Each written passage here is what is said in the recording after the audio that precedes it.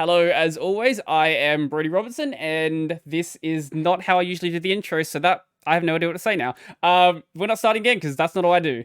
Anyway, uh, episode 50. Yes, that's what we're on.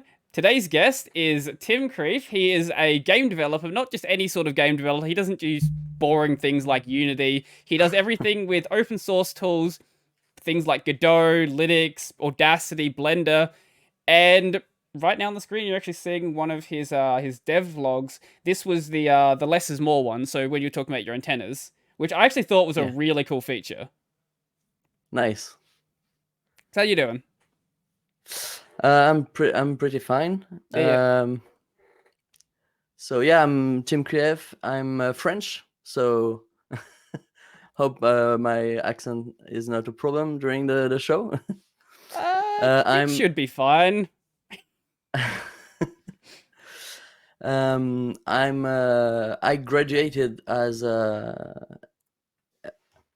engineer in electronics and computer science, but I chose to try and become earn a living from being a indie game developer, and I'm working every day towards that goal. Yeah, that's a bit of a tough path to take. Like, it's one thing to go and work for like some AAA company, but trying to just go and do it on your own, that's what made you want to do that? So there's multiple reasons, but I think the main one is as I graduated as a engineer, I didn't have a lot of um, uh, like offers that really wasn't let's say part of the corporate Mm-hmm. corporate world, and seeing all the issues that could create for I don't know, for the planet, things like that. Mm-hmm. It's pretty hard to find a job where you're not contributing to making things worth. So I'm trying to make things on my own by going the game dev route.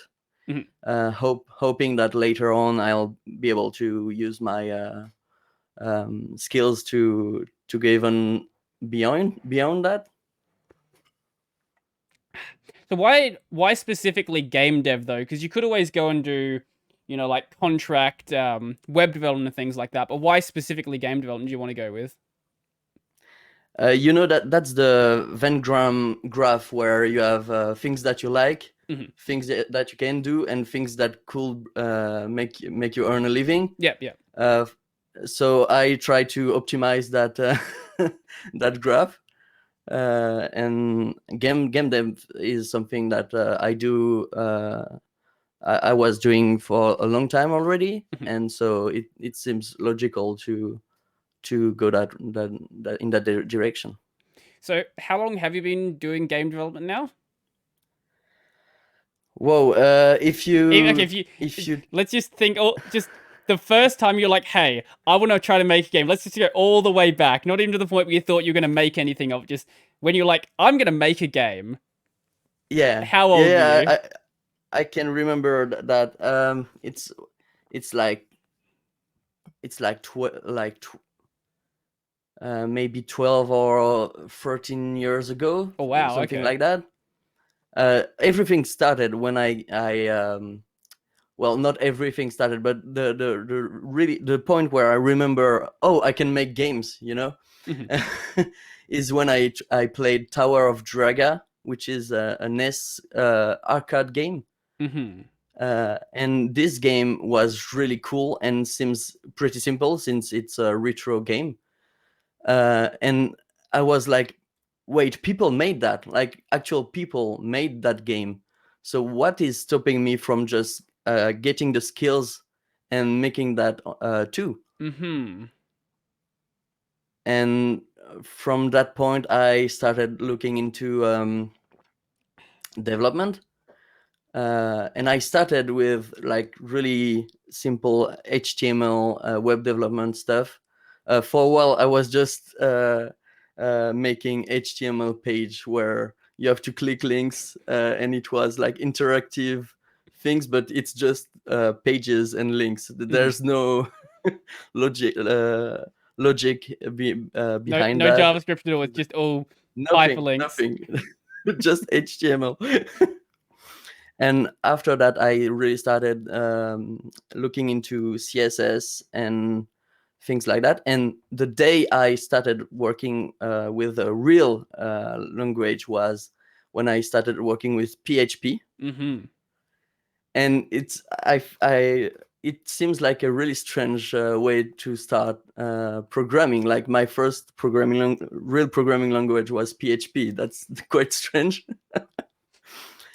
And what's even stranger is I really try to make games with PHP, like actual games, not just like the old PHP games where it's role playing, things like that. Mm-hmm. Mm-hmm. I mean, like each Oh, frame of my game was the page reloading.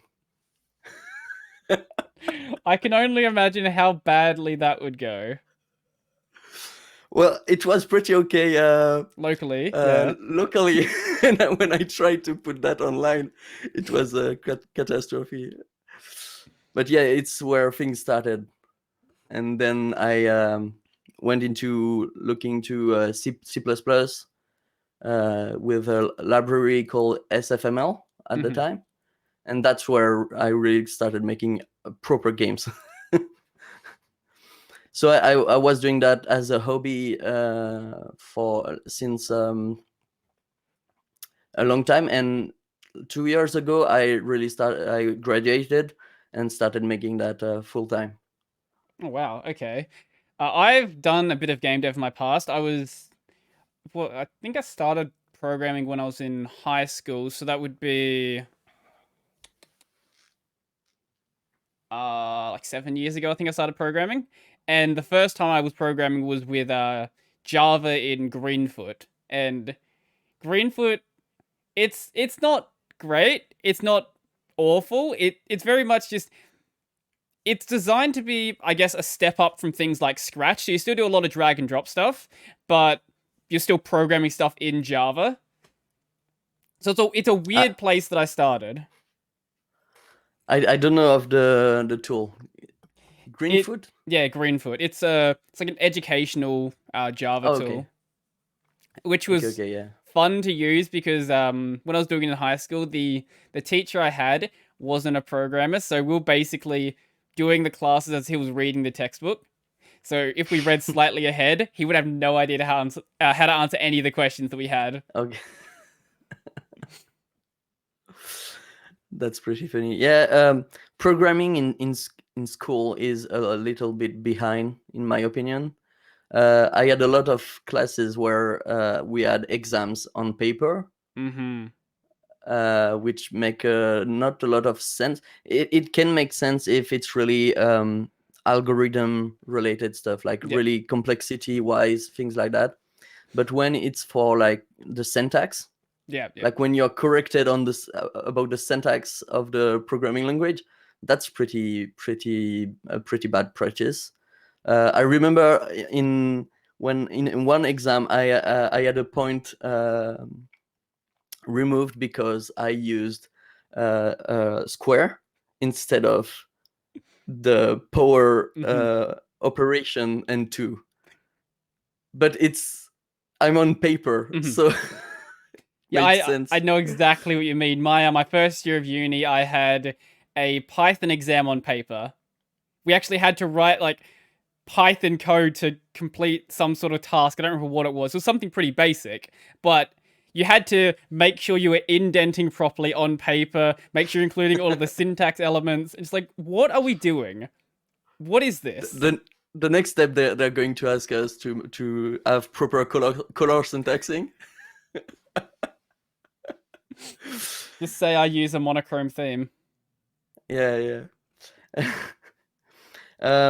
But yeah, I specifically chose not having programming as my major because I already started programming Mm-hmm. a while back before having that as an option in school. So when I had the option, I preferred not taking that as my major because I wanted to not being like to learn things during my school years, and also I didn't want to be formatted because it seems like you have a lot of classes where they teach you how to make specific stuff, but they teach that in a way that it really depends the classes, of Yeah. course, but generally they teach you the proper solution in their opinion, like what's supposed to be the general solution that will apply to 90% of the cases, Mm-hmm. but it will prevent you from thinking out of the box for the 10 last percent. Yeah. And I was really scared about that because that's what's happening, for instance, in mathematics when you learn demonstrations by heart, and then you cannot demonstrate anything on your own, things like that. Mm-hmm. So that's why I specifically I chose electronics as my major. Like I graduated as electronic, and I'm I'm not good in electronics. But it was pretty cool because then I learned a lot about low level programming. Mm-hmm. So that was pretty nice, Yeah. like assembly, things like that. Yeah. I can't obviously speak for your school, but I did programming as my major, so I did have some classes that were definitely like that, where one of them, I think it was a C++ class or something. The lecturer actually detracted marks from people if they, during the practicals, used uh, like function calls and things like that we hadn't learned about in the class. Like, even though we would have learned about it at some point during the semester, because he hadn't taught it yet, that was the wrong solution. Yeah, that's specifically the kind of stuff you should reward Mm-hmm. the student. A lot of them, or it that was probably the only one that was like that. A lot of the others were more. A lot of the others I feel like didn't even really need to be classes, because what they ended up being was like, hey, here's some free resources you can find online. Read those.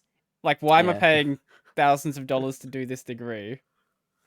yeah, and also the funny stuff where you pretend you don't Google Mm-hmm. or go on a search engine to program. Like all the student years, you pretend no programmer never they never go online to search about the error they get. Yeah, So that's a pretty strange.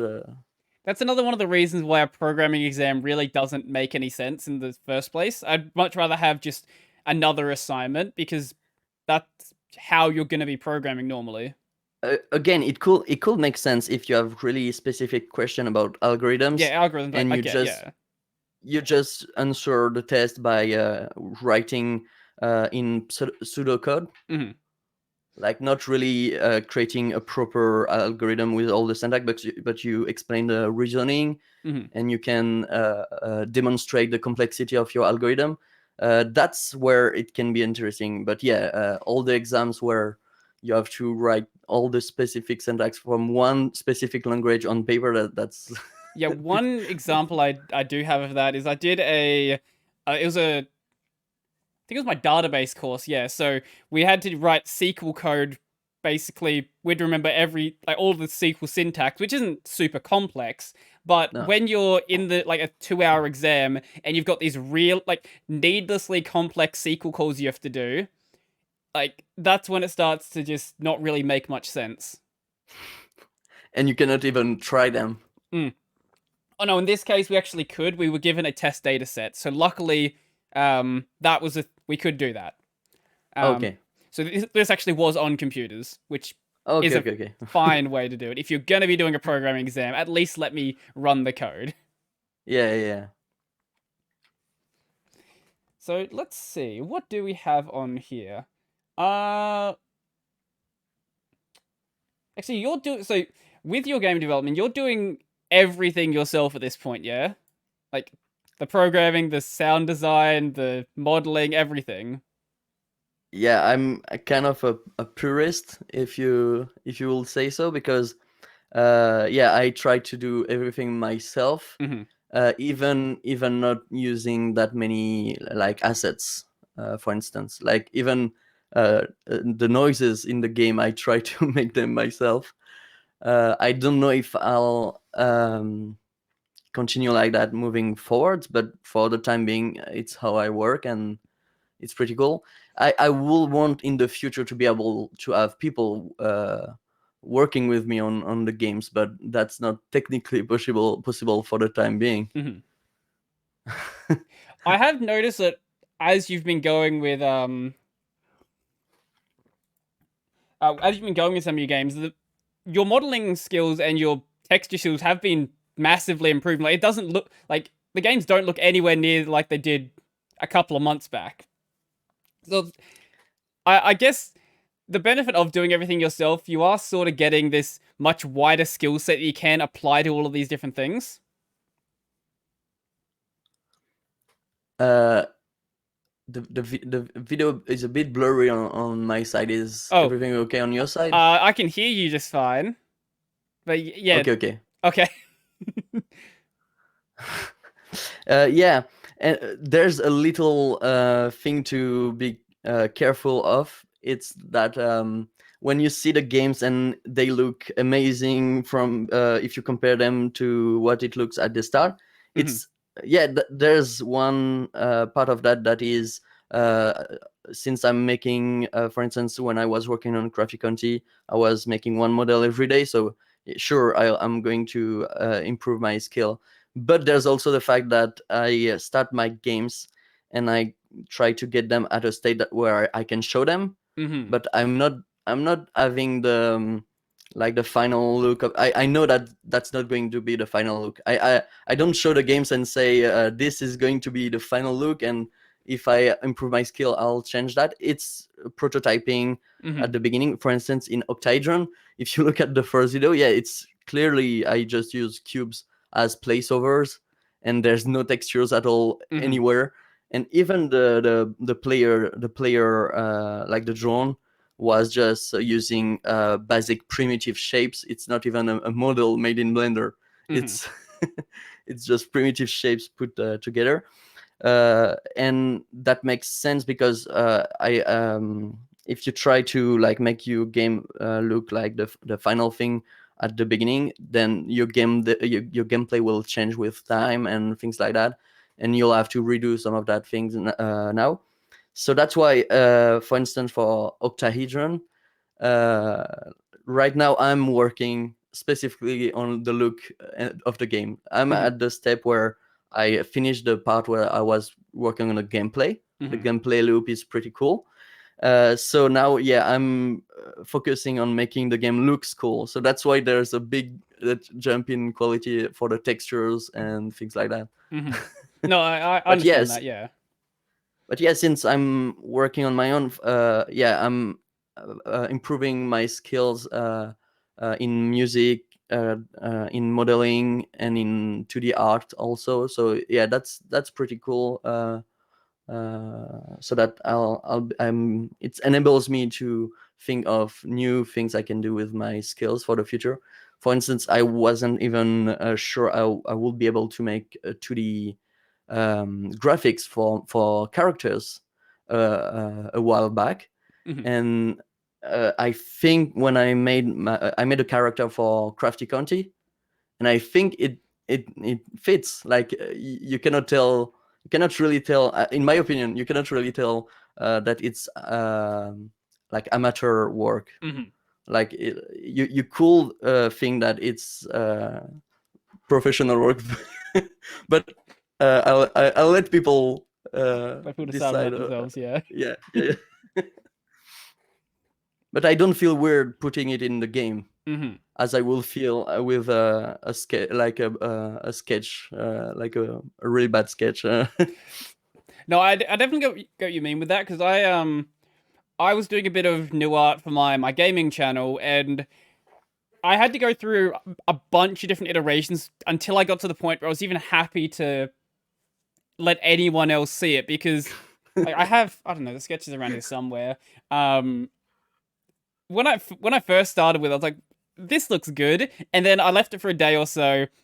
And I realized, like, wait, no, here are all these things I could do better to it. And the problem with doing that is you don't want to get yourself stuck in a loop where you're always trying to improve it. You have to decide at the point where it's like good enough for what you want to do. Because you could keep working on the art and just do nothing but work on the art, but there has to come a point where you're like, okay, is this the style I want to go with? Is this the level of quality I think this product deserves? Yeah, you have to settle on something at some point. Mm-hmm. That's for sure. And then the next piece will be better, but you have to release something at some point. Yes. And a thing that helped me a lot is I share what I do online, and I ask for feedback. And internet is the best place if you want people to tell you what you do is bad and how you could improve. But you have to listen with specific hearing, because there's a lot of insults, and it's people don't take really the time to be gentle. They just do say what they think to the void.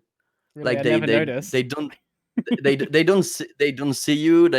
So they really just scream what they think. Mm-hmm. And but if you have to, you really have to take the better part of that, which Mm-hmm. is people really, you have unfiltered opinion about what you're doing. So sometimes you really have to filter that back to be sure it will not hurt you.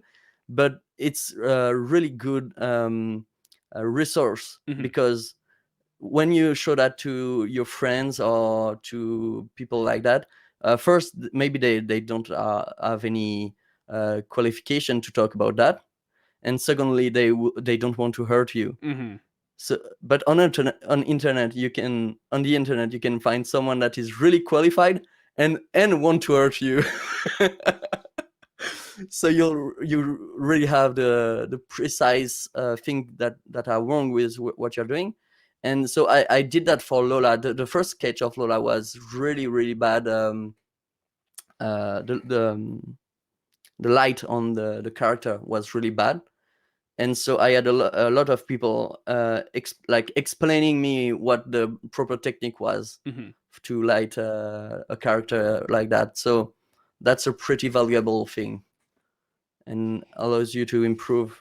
And really sometimes I feel bad that I don't have like bad comments on my videos, on my devlogs for instance. Yeah, they do. I They do don't seem have, to be really friendly. yeah, I don't have a lot of comments first, Mm-hmm. but especially I would really like to have more comments, including people telling me that they think something is wrong, Mm-hmm. because that's going to, of course I don't want people to be mean for no reason, but if they really think something's wrong, maybe I can find a way to improve my game from that comment, and that's really valuable. I know a lot of your views come from Reddit. What about over on the Reddit side? Because I know you've posted some stuff on like the Godot subreddit and places like that. Are people just as nice there, or is it just a YouTube thing?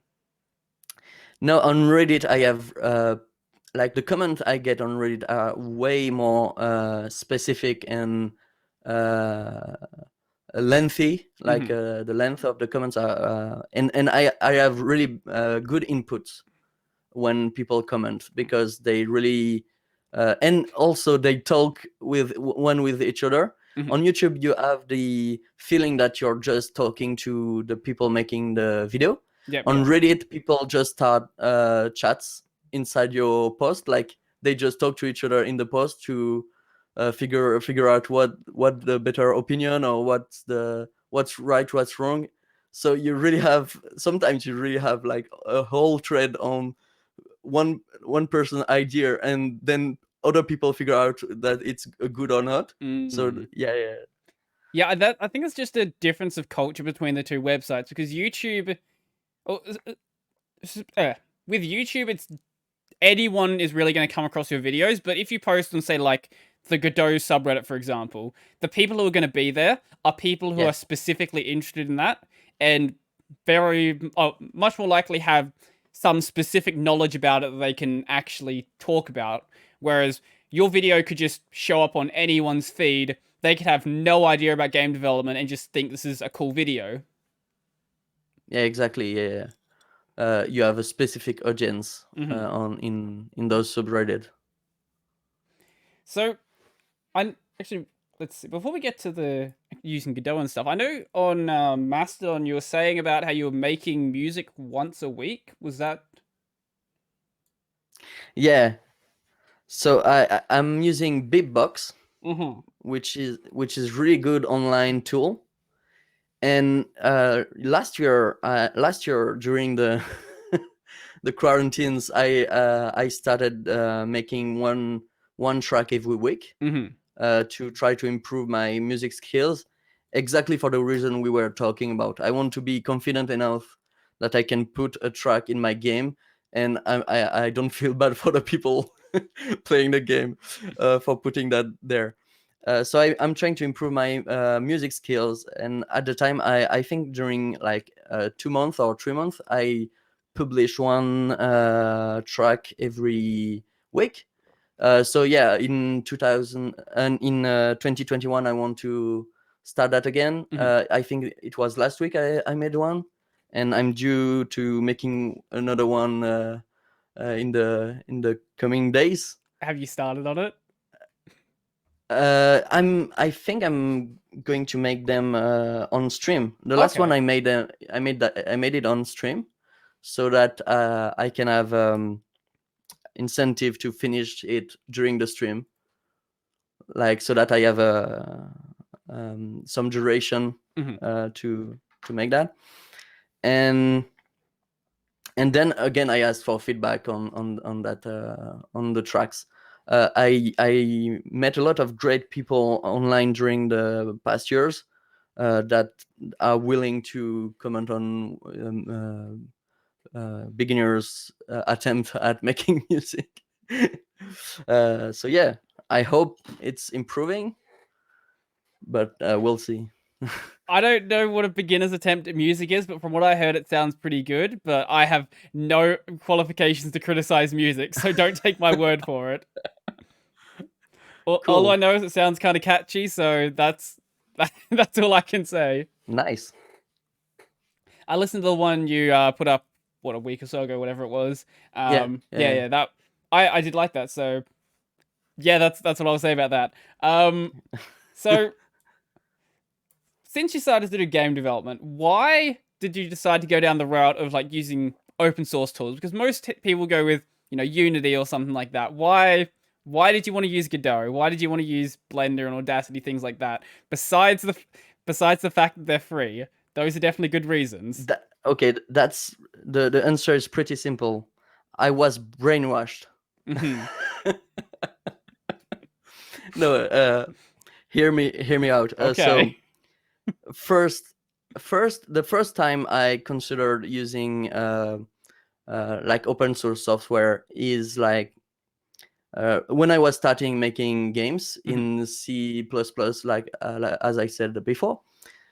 I thought to myself, wait, why can't I just like draw a pixel on my screen? Why do I have to use all those libraries, things already created by other people, just to be able to use a pixel on my screen? I just want that pixel to be that color.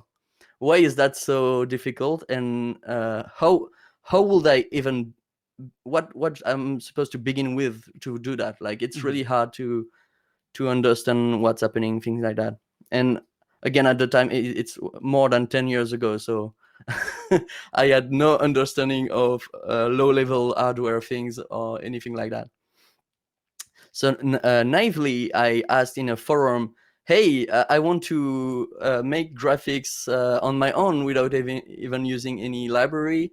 And people just insulted me like, well, you're trying to reinvent the wheel. It already exists. Why would you want to do that? Things like that. And the real issue was like in my head, I pinpointed what was the real issue for me. It was that I had no understanding of what was happening, and I had no control at all on what was running my my stuff. Like why is the display using that shape for the window, like things like that. So I was using a library at the time called SFML, Yep. which was totally free to use. There was no limitations, and already that was pretty impressive. It always amazed me when people were just putting things online and you can do anything you want with them. So already you have that feeling that that's way better than using proprietary stuff, because then you can just understand things how they work. Yep. And so the alternative of coding myself all the stack from low level hardware to high level programming, the alternative was, wait, people already did that and it's called open source. And if you want to understand what's happening on your computer, you could just take any of the code that is open source, go and check what it does and maybe improve it, things like that. And you exactly know what's happening on your computer, because people are checking that every day to be sure nothing's wrong is being added to the code. So it's kind of like, if you don't know at all the open source world and the free software mentality, things like that, at the time, I was more like, why cannot I do that myself? But then you understand people already did that, and I can use that and contribute to that, and it's like a collective effort to redo everything ourselves. So that was the first time that this happened to me. I was still using Windows, and I was using only proprietary stuff at the time. But as time went on, I discovered a lot of free software, free lib and open source software. For instance, Blender. I started using Blender 10 years ago when I wanted to model an idea for furniture. The extent And of my it Blender was knowledge is I can make a donut. but it was amazing at the time. Like, I had this really crappy computer, and I was able to use tools that were able to make the movies I was watching, like the animation movie. It was so much power, and there was no cost. There was a community behind the project. They were listening to the people using the software to improve it. So that also pushed me a bit towards free lib and open source software. And then I totally went the free lib and open source software route when I install Linux on my computer. And it's like, then at the beginning it can be scary. So I had Linux as a dual boot operating system for like 2 years, and I never used it because it was really scary. But then when you try to understand the philosophy behind it, it makes so much more sense than using any other operating system. Like, there's not a moment where when I'm using Linux where I don't know what my computer is doing. If there's something wrong happening, I have all the tools to understand why they're doing acting wrongly. That doesn't mean that they don't make weird things, but in Windows, if your computer is doing weird things, sometimes you just think like, I have to change my computer. Yeah, Isn't that understand true? that, yeah. Sometimes people are using Windows, and I have to buy a new computer because it's not booting properly on Windows. When it's a software issue, and people just changed their whole hardware. I definitely know people like that who've got they've jumped from Vista to 7 to 10, and at some point the OS just decides to break and you have no idea why it's broken. It's like, if we just reinstall the operating system, it'll probably be fine. Nope, it's easier just to buy something new. Yeah, and then yeah, and now that I have more, like I have more understanding of the whole philosophy behind free lib and open source software. I know I learned a lot on about the origins, about the licenses, the details. So now I cannot imagine using proprietary software for like key stuff. Like it's now that it's becoming crazy in my head to think that people rely on software that they don't know at all what's happening in them. It's like buying something that you bring in your house, but you don't know if maybe there's a portal to someone else's houses. Then they will be able to come out of what you just bought and look at your house It basically when just you sounds sleep. like an Amazon Alexa. Yeah, but it seems crazy to, for instance, people talk about security, Mhm.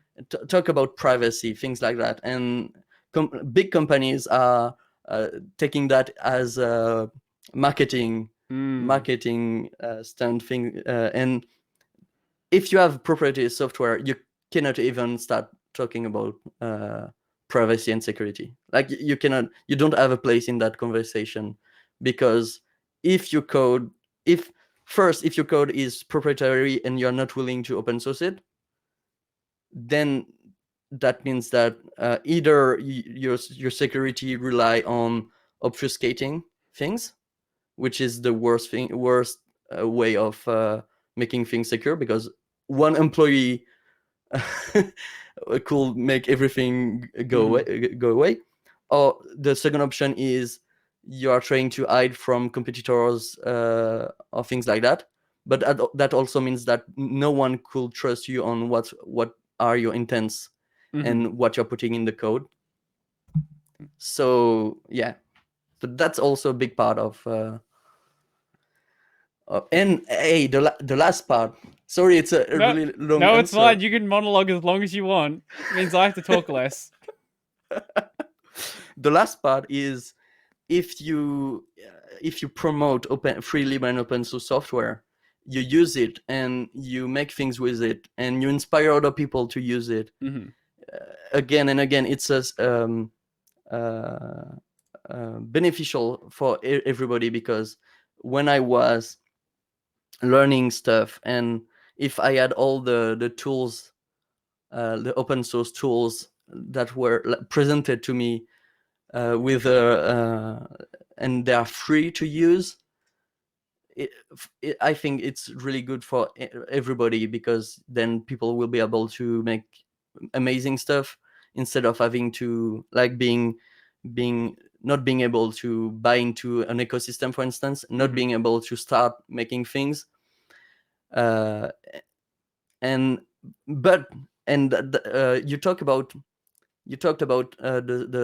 not just because they are free. You talked about that before, and I have a pretty hard time with that part of the equation, because I'm French, and free in France, free.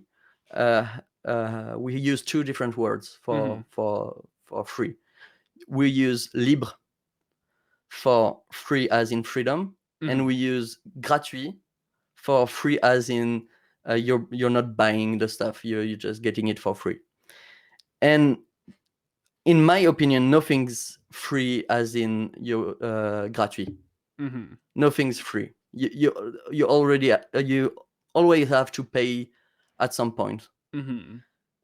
So in my opinion, free software are not free as in gratuit. They are not. You get them freely, but you have to pay back at some point. Either you have to pay back by talking about them, by contributing to the code, even by telling how what issue you have with them, like reporting bugs, things like that, and also like financially, for instance. but it's not free. If you're using free, libre, and open source software, and in your mind you think, oh, it's just free, I can use it without ever giving anything back, then in a way you are more morally stealing. Like, it's not legally. You know what I mean? No, I get what you're There's saying. nothing legal behind what you're doing. Like, you cannot be put in prison, thing like that, obviously. But someone's using free lib and open source software and never contributing back without it, the technical knowledge is not the question there. You don't have to contribute with code. You can contribute with financially, or by talking about the software, or just by telling that what you made was made using that software, for instance, to inspire other people. But at some point you have to contribute back. I don't know what you think about No, that. I think that's an interesting way to look at it, because I know some people talk about it as if you're, I guess, trading some portion of your time. That's sort of a more, I guess, sort of a more, what's the word I'm thinking of? I don't know what I'm thinking of. Basically, what you're saying is that in some way you're going to trade your time to be using this, whether that is by contributing to it, whether that's going to be by promoting in some way. But I've definitely heard that argument be made before, and it's certainly an interesting argument. I don't know how much I'm behind it, but I can definitely see where you're coming from with that. And when you look at the community feedback at some big corporations not giving anything back, and the community is really telling there's an issue there, they have no ways of preventing that to happen, for sure, but it's morally regarded as a bad thing to do. And that's creating issues, because people are trying to create licenses that prevent people from doing that. But of course there will not be free lib and open source licenses after you make that change. So yeah, that's a really interesting issue. But that's I think that's good to understand that in a way you owe back at some point, but you don't owe back that much, because there's so many users that you don't have to take it's digital stuff for the most part. So even if big corporations are trying to make us think that you have to pay the software at a fixed price, that's not the way things work. Some developers put their time into making the software, and some developers, designers, community management staff, things like that, make the project live. But it's a fixed spent amount of time and energy, and the user base is enormous. So you just have to give back your part of that fixed spent amount of time and energy. It's so that so that it's viable in the end. And you're also doing that for yourself, because you're contributing to make the software better and you're using it. So that makes sense. No, I definitely see what you're saying there. That makes a lot of sense, actually. Going back 10 minutes through that monologue. Sorry about that monologue. No, it's entirely fine. You mentioned that you had Linux installed for 2 years before you even basically tried it out. There's another way you could go about this situation. You could be like me, who in the middle of a semester uninstalled Windows, installed Arch, and just went, I have no idea how to do my assignments now. That's the other way you can do it. One of these approaches is much more sensible. I'm not going to say whose it is. I'll leave that up to the commenters. But what distro are you running right now? I'm using Ubuntu LTS. What made you go with Ubuntu instead of like any of the other, Debian or anything like that? So I tried a lot of options in the past. I tried Fedora, Mate, Debian, and the issue is I'm really trying to work on my machine. Mhm. So I know that other distribution can be reliable, but I'm in my experience, in my personal experience with my hardware and things like that, the best, like the more reliable for me was GNOME and Ubuntu.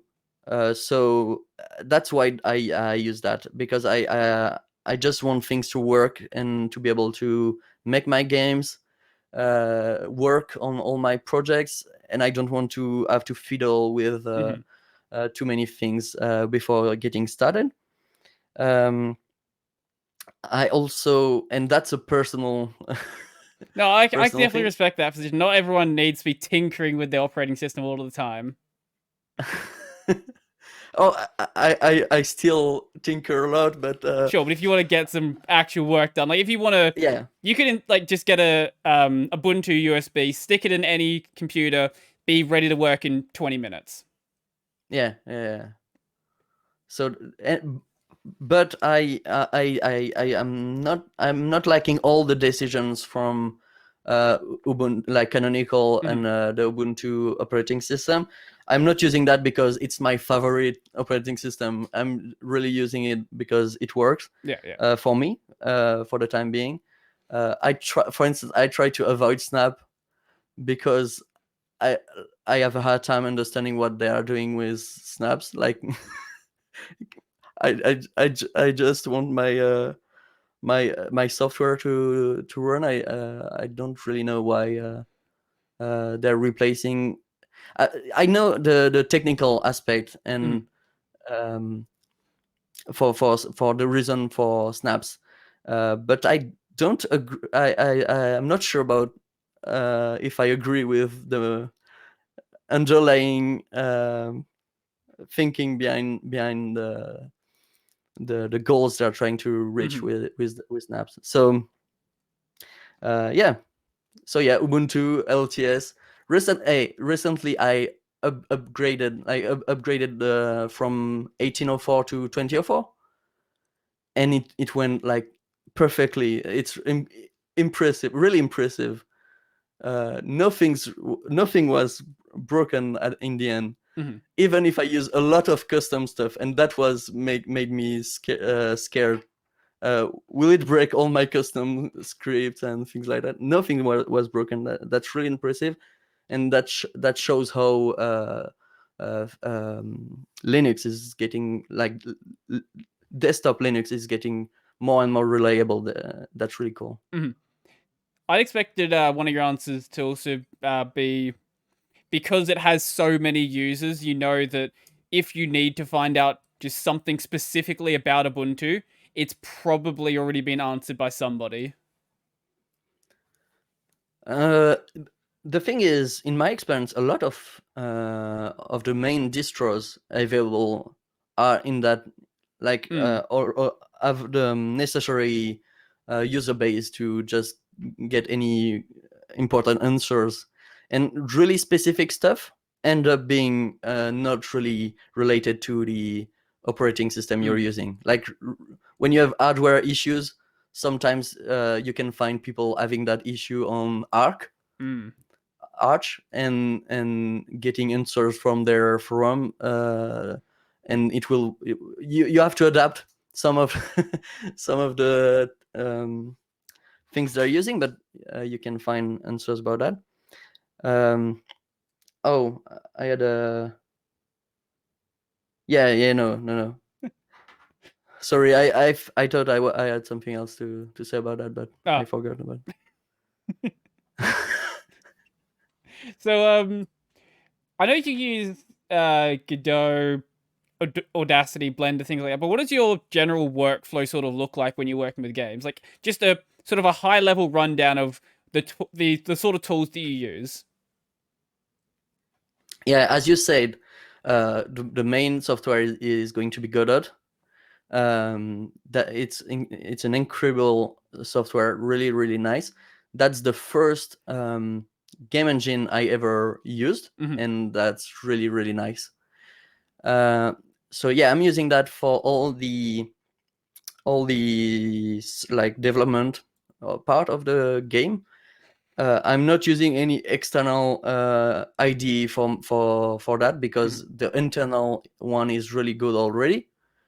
Then I'm using Blender for all the 3D modeling. And what's really cool with Blender is that you can easily add Python script right inside Blender that will automate all your exporting things like that. So I use custom scripts for that part of my work. Then there's Inkscape for all. I usually use Inkscape when I have to create 2D graphics that will be like user interface or things like that because of scalable graphics.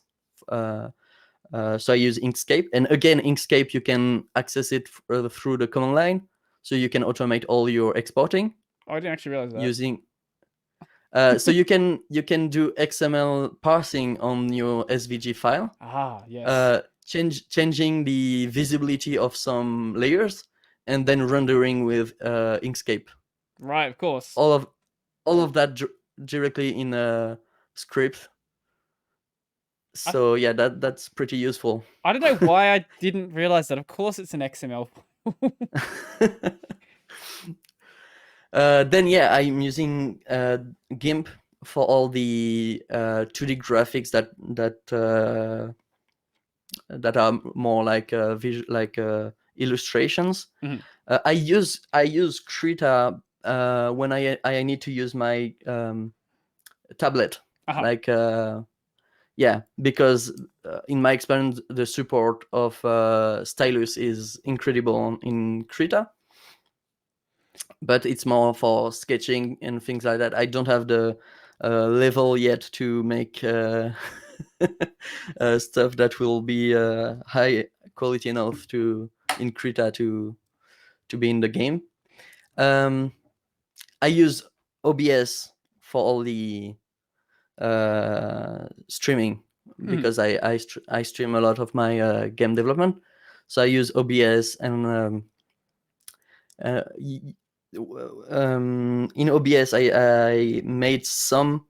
I'm using VLC, for instance, to have my music running in the background, and I'm using a plugin to make sure I can get the name and the author of the music in OBS. And that's where open source software is really cool, because there was an issue where in VLC you have to enable the plugin each time you start the software. So you start VLC, you have to enable that plugin to be able to get the name and the author. So I was able to like change the VLC code to automate the enabling of that plugin at startup. So that's really cool. What else? As I said, I'm using Beatbox, Beatbox for my music creation. And in Beatbox, I made a custom design for Beatbox. I did see that video. That was actually pretty cool. If I try that out, I'll have to try that design out because, yeah, the default one, as you mentioned in that video, at least use up the entire screen at a bare minimum. That's all it needs to do. That's an option. You can natively use an option to use the entire screen. But like, why is that not enabled by default? Make that a default. But for the credit, the software is amazing. Like Beatbox is straight to the point. That's really cool. Audacity, I have a really hard time with Audacity, so I use it, but I use it, but it's a strange relationship with. Yeah, I definitely know the feeling. I try to use it less and less. As I said in a recent video, I automated my audio filtering for all my videos, so I don't need to touch Audacity when I'm making a video. But for creating, like editing the noises for my game, that's really useful. Yeah. And I think that's pretty much. Oh yeah, Mm. Something that people may not like maybe is my ID, like what I use for code when it's not in Godot is Gedit or Gedit. How do you Okay. pronounce? Okay, that's an interesting choice. How do you pronounce it? Is like I Gedit or think Gedit? I always just say gedit. I don't know what the correct way Okay, is. okay, gedit. Okay, yeah, that's nice. Yeah, I'm using gedit, and there are so many plugins for gedit where you can really make it uh, like really efficient, Hmm.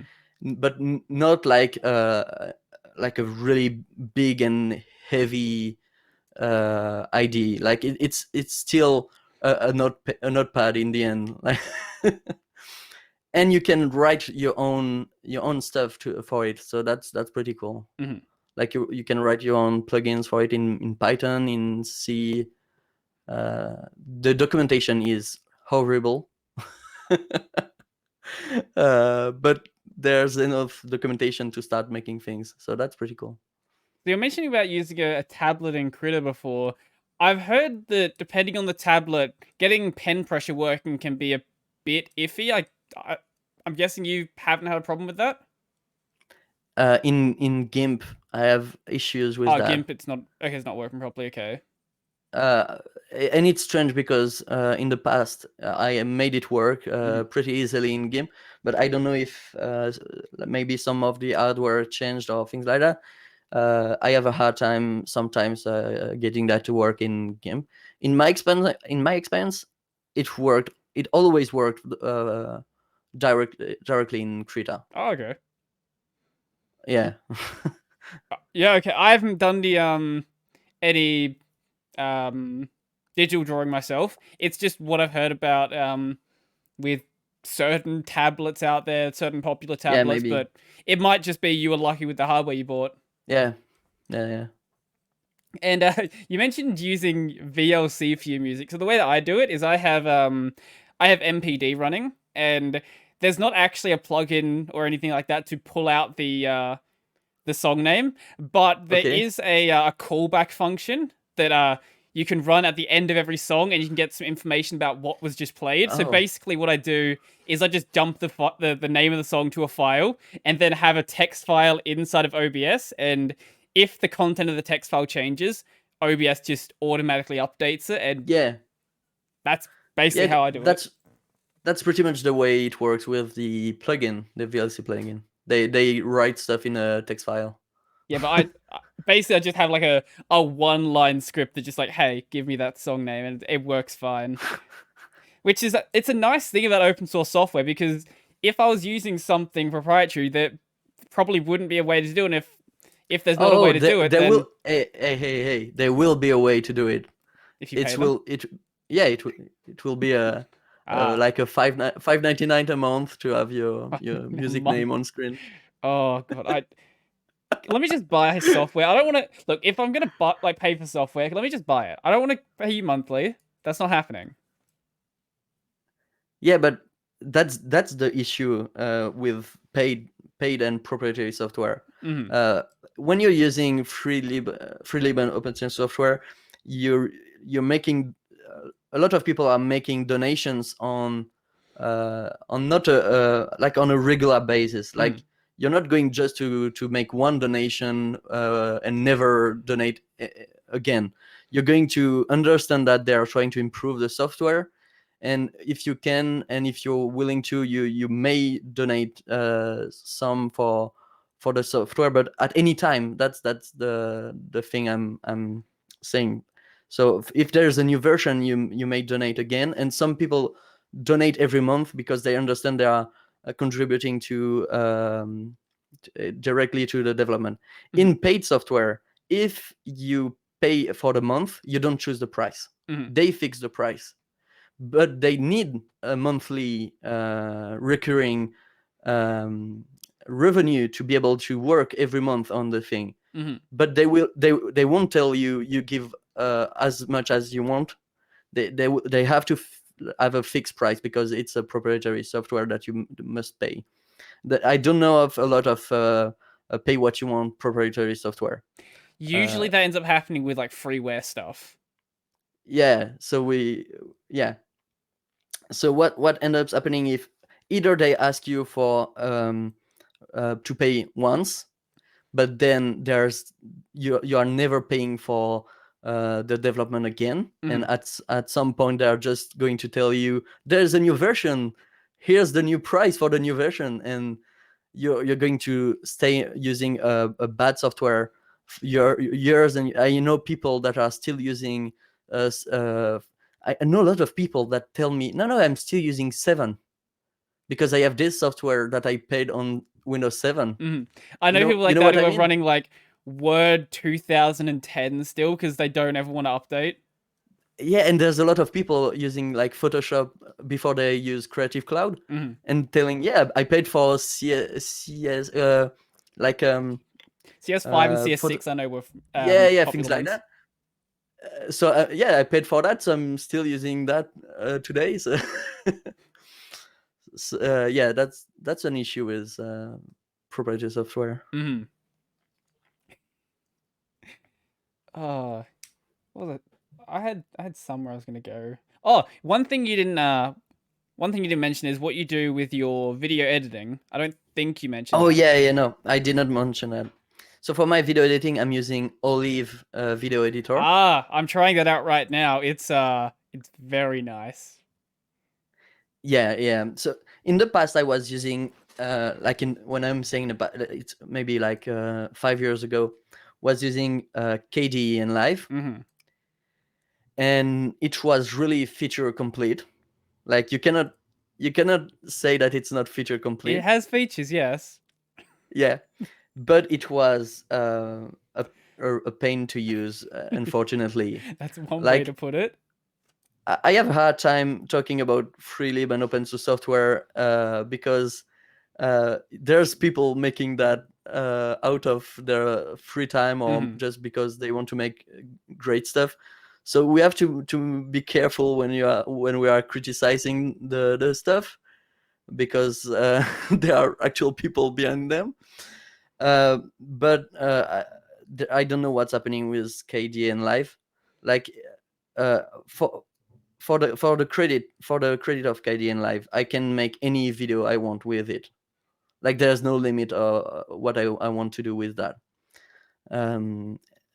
But I had it crashed, and maybe it's my hardware, maybe it's specific to me, but it was not usable. And even today, when I try, to this day I try to run it, and when I try to see to play the track, how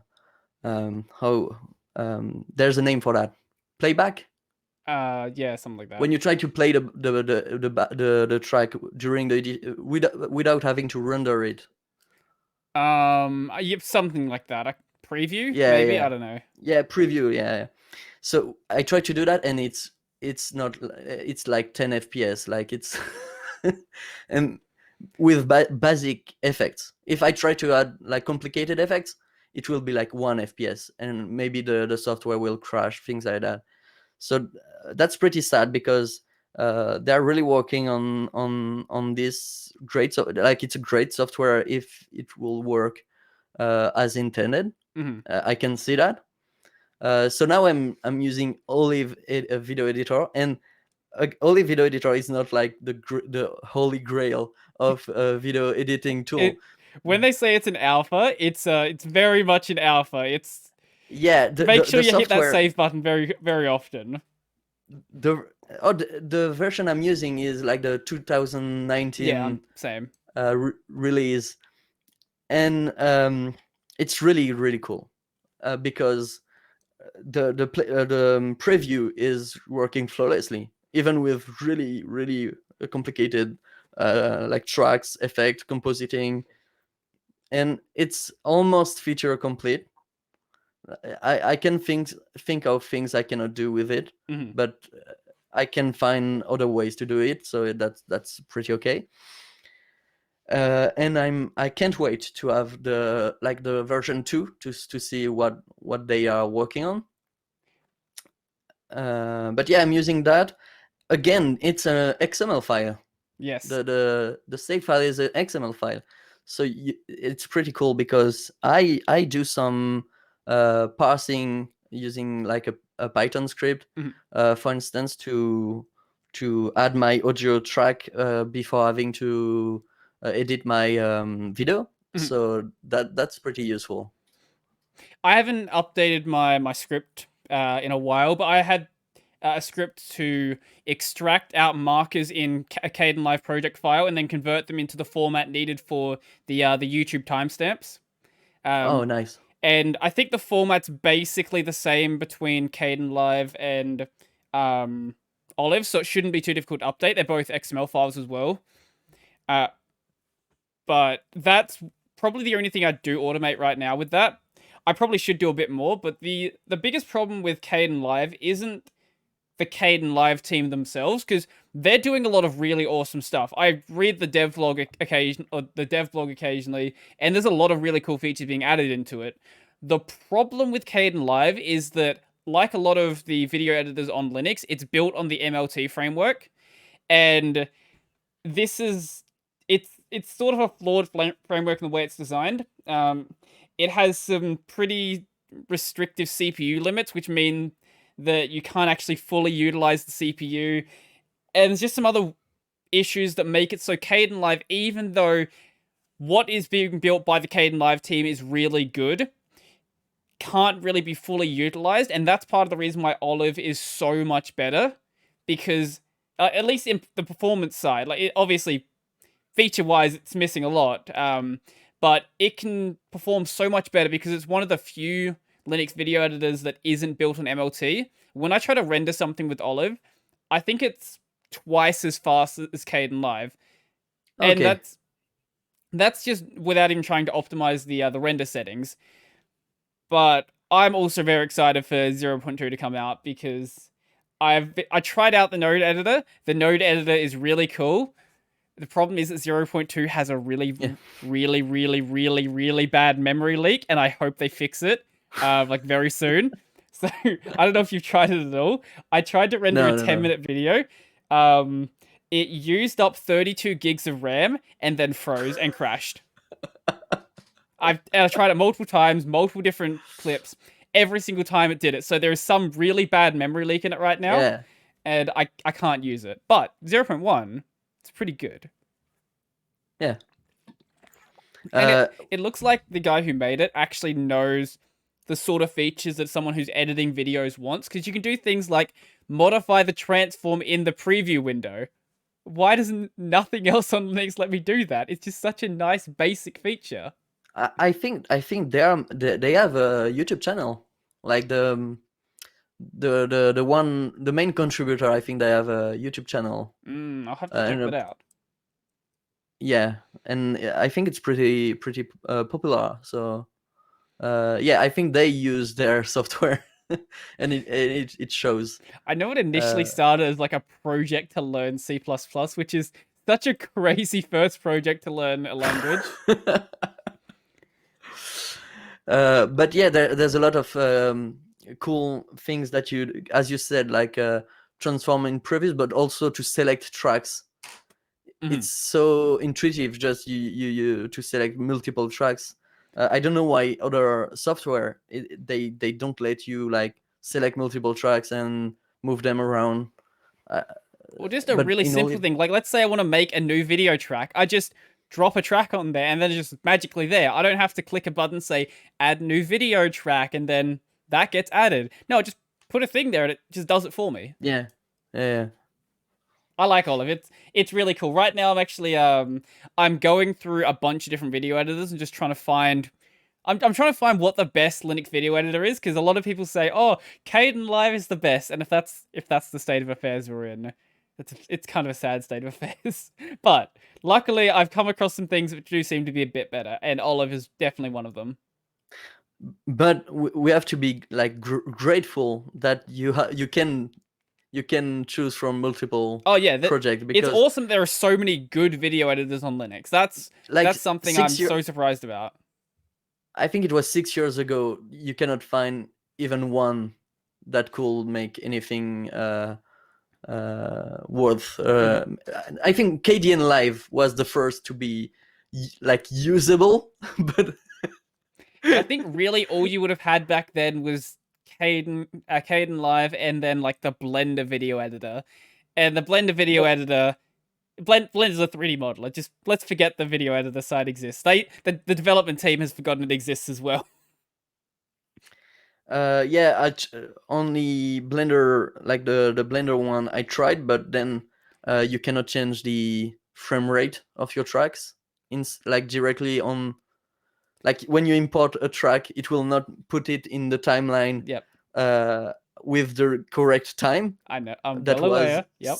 I put it. I had a 30 FPS project, put a 60 FPS clip in it, and then it was like, "Hey, I'm gonna halve the speed of it." Like, yeah, no, no, that's not what I wanted you to do. But that would make sense for Blender stuff. I guess, yeah. Like to animate things Mm. in Blender. So yeah, as you said, it's a cool. Also, if you think that Caden Live is 2D slow, modeling software. if you think Caden Live is slow, try editing a video in the Blender video editor. It's I have to proxy my clips down to 25%, otherwise it doesn't function. And I'm running a 3600X. So, while it has a lot of nice features, and if you know Blender, it's dead simple to use. All of the hotkeys are exactly the same.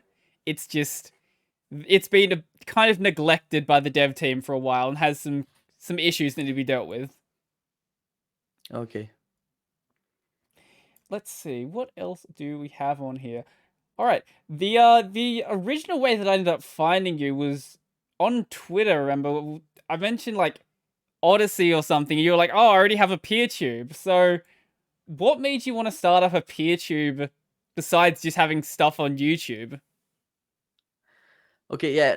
When I think it was when I was talking about a recent change in YouTube, like agreement, license. It was the things like advertising thing they changed, where they were going to force advertising on channels regardless of that. whether they were going to pay channels or not. They call that right to monetize, which is a crazy way to say it. Like they have the right to monetize everything you put on the platform. Either you earn anything from it, either you want it or not. They have the right to monetize. This is the new terms of service, and I made multiple posts about that, even a video about that, because it's really a bad thing for me. So basically, I don't want to use advertisements to earn money. Like I think advertisements can be really dangerous, because even if people really think that this have no effect on them, it has a lot of effects on you. Like you don't imagine how effective advertisements are. And that's the tricky part. Like it's made so that you don't know how effective it is. It's and it's a big issue today, like especially today where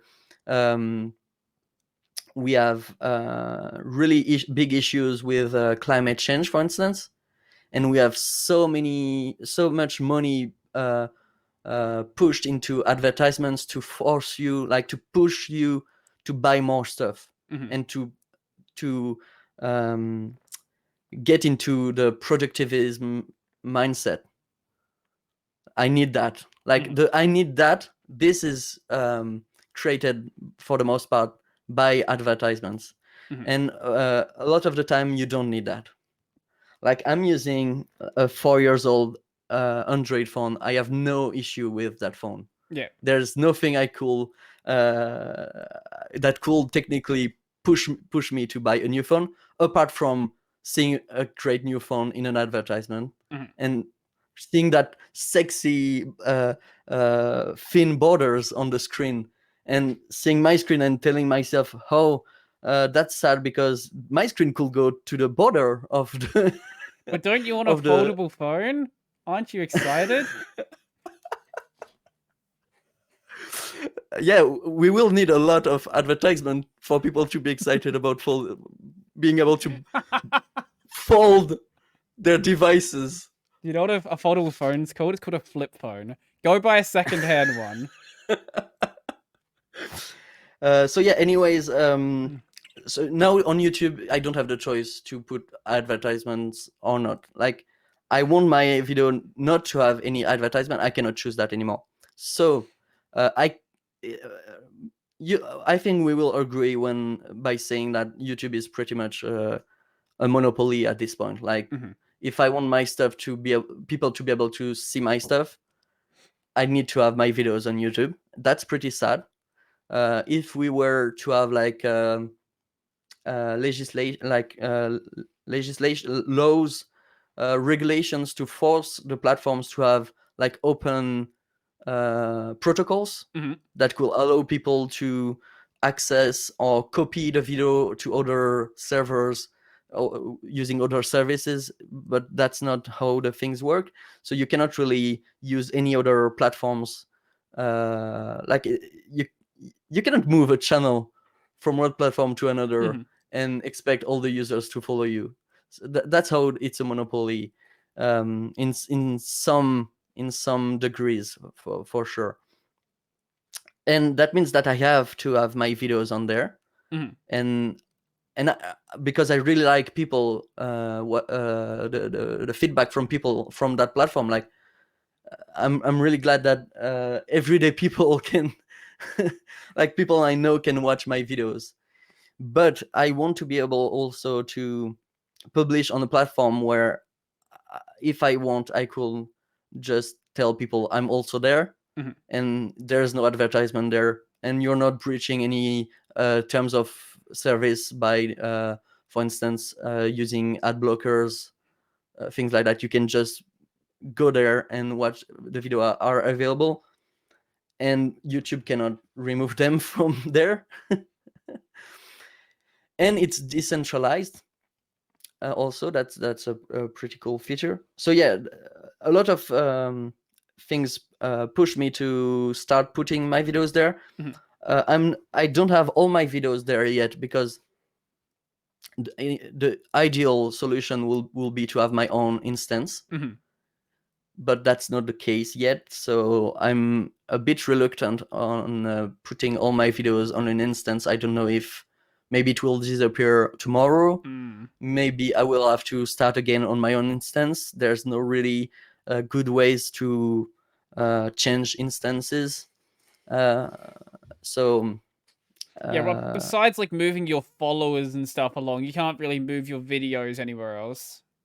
yeah, so I'm not yet committing 100% on those platforms, but I'm starting to Mhm. go there. And you were talking about Odyssey earlier Mm. and library. And I know that's one That's platform you where like that's a where lot. I'm focusing my efforts right now. Well, generally, I just like to be on multiple platforms. I know that one day YouTube won't be the biggest platform, and I want to be on the platform that ends up being the next one that takes off. That's sort of the mindset I go at it with. So I'm going to be everywhere, and whatever happens, happens. Um, the perfect uh, solution will be to that there will be no Mm. platform that is the biggest one. Yeah, yeah. Like, Well, ultimately, one of them uh, has to be the biggest, but I'd much rather. I definitely agree with you here that I want all of these platforms to exist, and then people can choose where they want to go and watch stuff. That's so if you want to watch it on YouTube, that's fine. If you want to watch it on PeerTube, go there. If you want to watch it on Odyssey, yeah, go there. I like yeah, but I want to see people putting stuff in as many places as possible. yeah, but the perfect solution will be to have clients like we have with mails, Mhm. like a client to see videos, and you don't care about the platform. Right. Okay. That will be the perfect one, because right now, if you want to watch on YouTube or PeerTube, or you have to, the user must have an account on each platform and Mhm. must change the client they're using. And that is pretty bad user experience, and also pretty bad because it forces you, like people are going to use the most convenient way Mhm. of watching videos, so they are not going to have like six um, clients for Mhm. each platform. They're going to say, well, I know only one person on that platform, maybe I will ignore that person, or maybe I will wait to maybe one day go back on my computer and watch it, but on my phone I will never be able to watch their videos, things like that.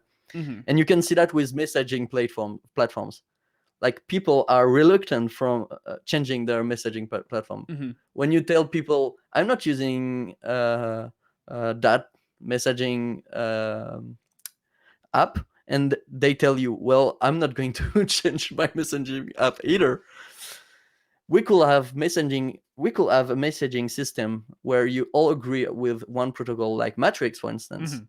and then we use whatever client we want, and no one will care. Like I will not care what client you will use on your phone, but I will be 100% able to communicate with you. Mhm. And I think that's we can achieve that with video platform too. And that's what's happening with the Fediverse, Mhm. where on Mastodon I see posts from people posting with like Playmora or with Pixel Fed, like platforms like that. That's pretty cool. Like, Mm. again, we have a lot of things to figure out, but I can subscribe on a PeerTube channel from my Mastodon account and have notifications about a new video.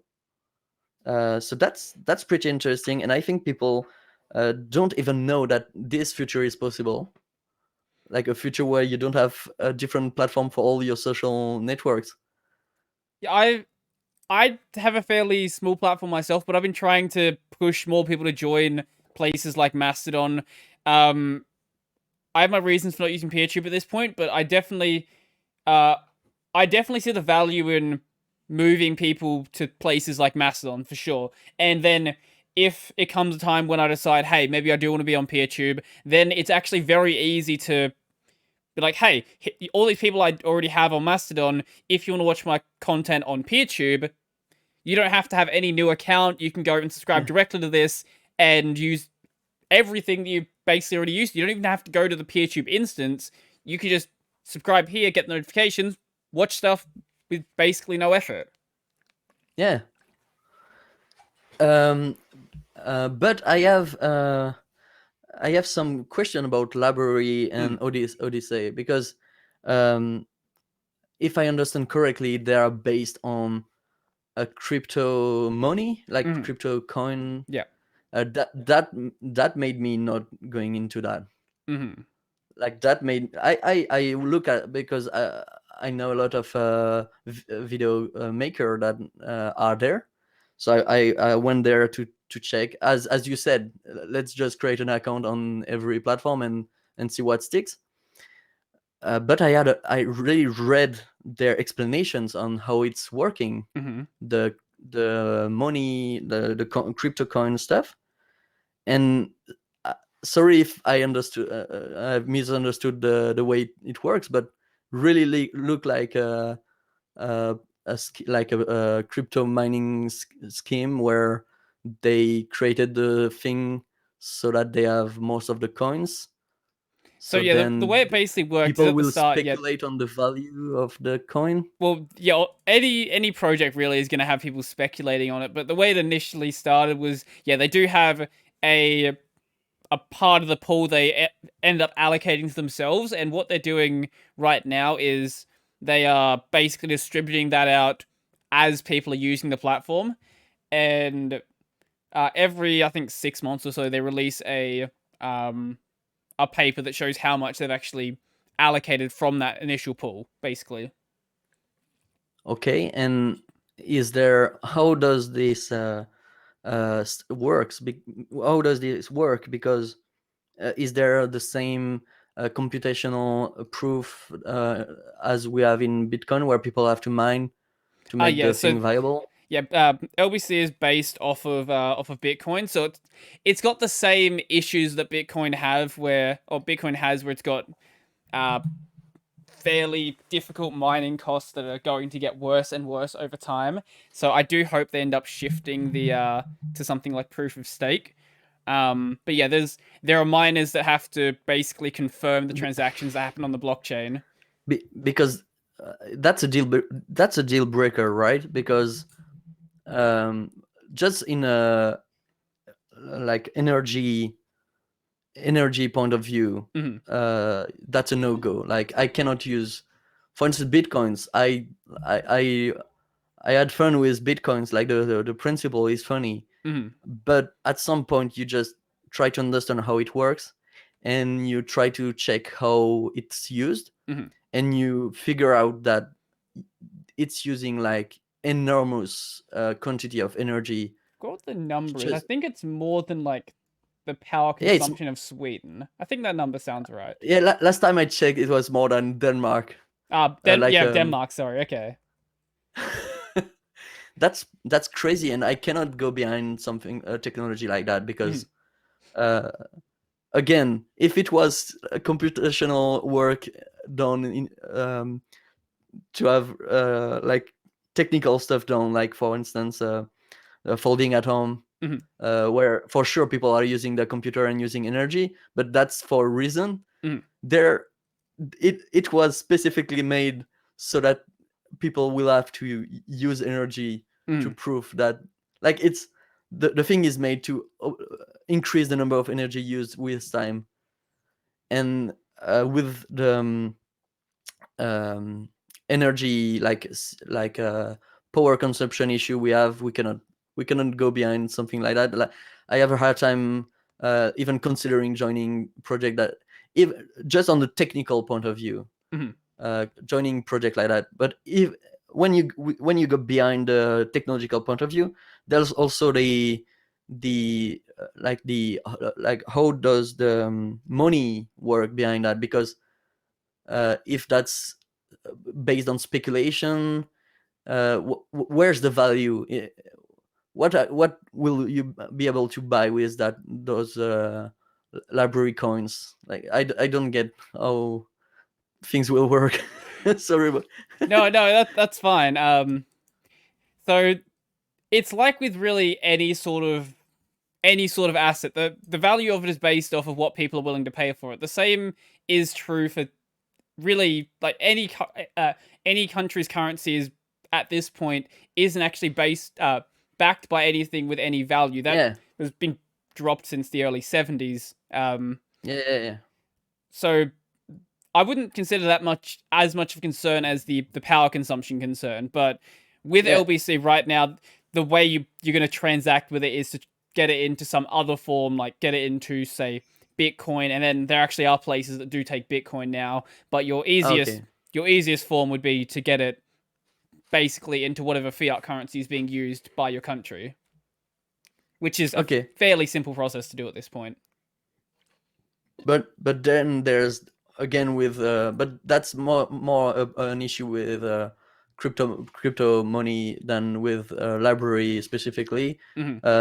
There's all the questions where then the country cannot really apply taxes, things like that, on the transactions. The thing So with any sort of blockchain is it's not as private as some people would like to make it out to be, and there are organizations working on ways to basically track all the transactions being made on the blockchain and tie it back to the basically the person who's making those transactions. So that is okay, being improved over time, but okay, there's okay, definitely a that's lot of cool. people in the crypto space who are what's the best way to put it? Happily talking about avoiding taxes. And I'm just waiting for the tax agency to knock on their door. Yeah, yeah. Please pay your taxes. If you're gonna mess with anyone, don't mess with your tax agency. Those are not people you want to deal with. Yeah, and we need, at some point we need some taxation money to make things work. So Mhm. But I can definitely see your concern with a crypto based platform like that. If that's the reason you don't want to use it, then yeah, yeah, there's not really any way that can convince you to actually try it out. okay.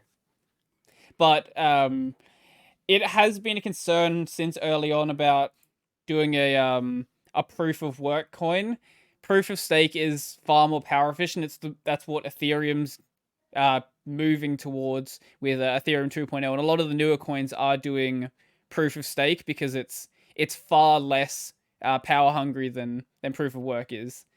And yeah, the Bitcoin has a serious power consumption issue that isn't going to be dealt with anytime soon. It's just going to get worse and worse as time goes on. Yeah. So, by the sounds of it, you're not really that involved in crypto in general, then. No, not that much. Mhm. I follow a lot of the. There are some currency that are interesting because they show other ways we could use money. Mhm. So that's pretty interesting in a technical point of view. Like if because in the future I imagine we will change the way money work again. Like we were not using we are not using so many like cash anymore. For Mhm. instance, money is always changing. The way we use money is always changing. So it's pretty interesting to see a new system and on the technical point of view how they work Mhm. and how they could be implemented. So I follow on the technical point of view, but I'm not involved that much. Okay, yeah. Well, yeah, there's no stopping that all currencies in the world are going to go completely digital within the next probably 20 or so years. I find it hard to believe that after 20 years we're still going to be carrying any cash around. Maybe as a legacy solution, but it will. Maybe, yeah. Yeah. But the problem then you have to address is that platforms like Visa have a very, very low transaction rate. And that's something that, as more digital transactions being made, is going to have to be dealt with in some way. Because the way they get around it now is by doing heavy caching, and this is why you end up having bank transfers that are like, hey, this might take a week to transfer. It, there's ways it can be dealt with, and there are people in the crypto space who are trying to address it. It's just that I don't know whether they're actually going to be able to do it in an efficient way. Mm. But I haven't looked as much on the technical side. I'm more on Yeah. the speculation side. Got to get my crypto Lambo.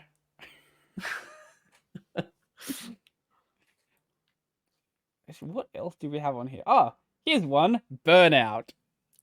Burnout's a fun thing, isn't it? I've had that problem a few times, especially during my last year of uni, where I was doing 7 videos a week minimum. So 7 videos on the main channel and the podcast, and then also doing uni full time. I know what burnout can definitely be like, but what's been your experience with it? Okay. Because you do a lot of stuff. Yeah. So it was last year during the pandemic. Mhm. So already you have a pretty good canvas to draw things on. So yeah, it was already intensive to take all the news in. But then I started my YouTube channel Mhm. I think it was in May or something, and I started making one video a week. So that was, and on top of game development, and on top of making a daily, like almost daily streaming. Mhm. What happened was I had some personal issues to deal with on top of all of this, and I was willing to join the GMTK Game Jam, which is a pretty popular, famous game jam from the YouTuber Game Maker's Toolkit. And I had to, like, I was in my mind, I wanted to join this for a long time. Mhm.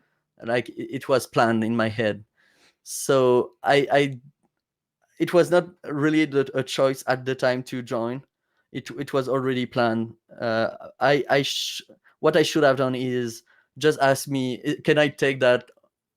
Can I take that in? Like, is that something I can handle, or maybe it's too much? I did not ask this question at all. So I ended up making a video for the week, and then directly going into the game jam. It's a 48 hours competition where you have to make a game in 48 hours. Mhm.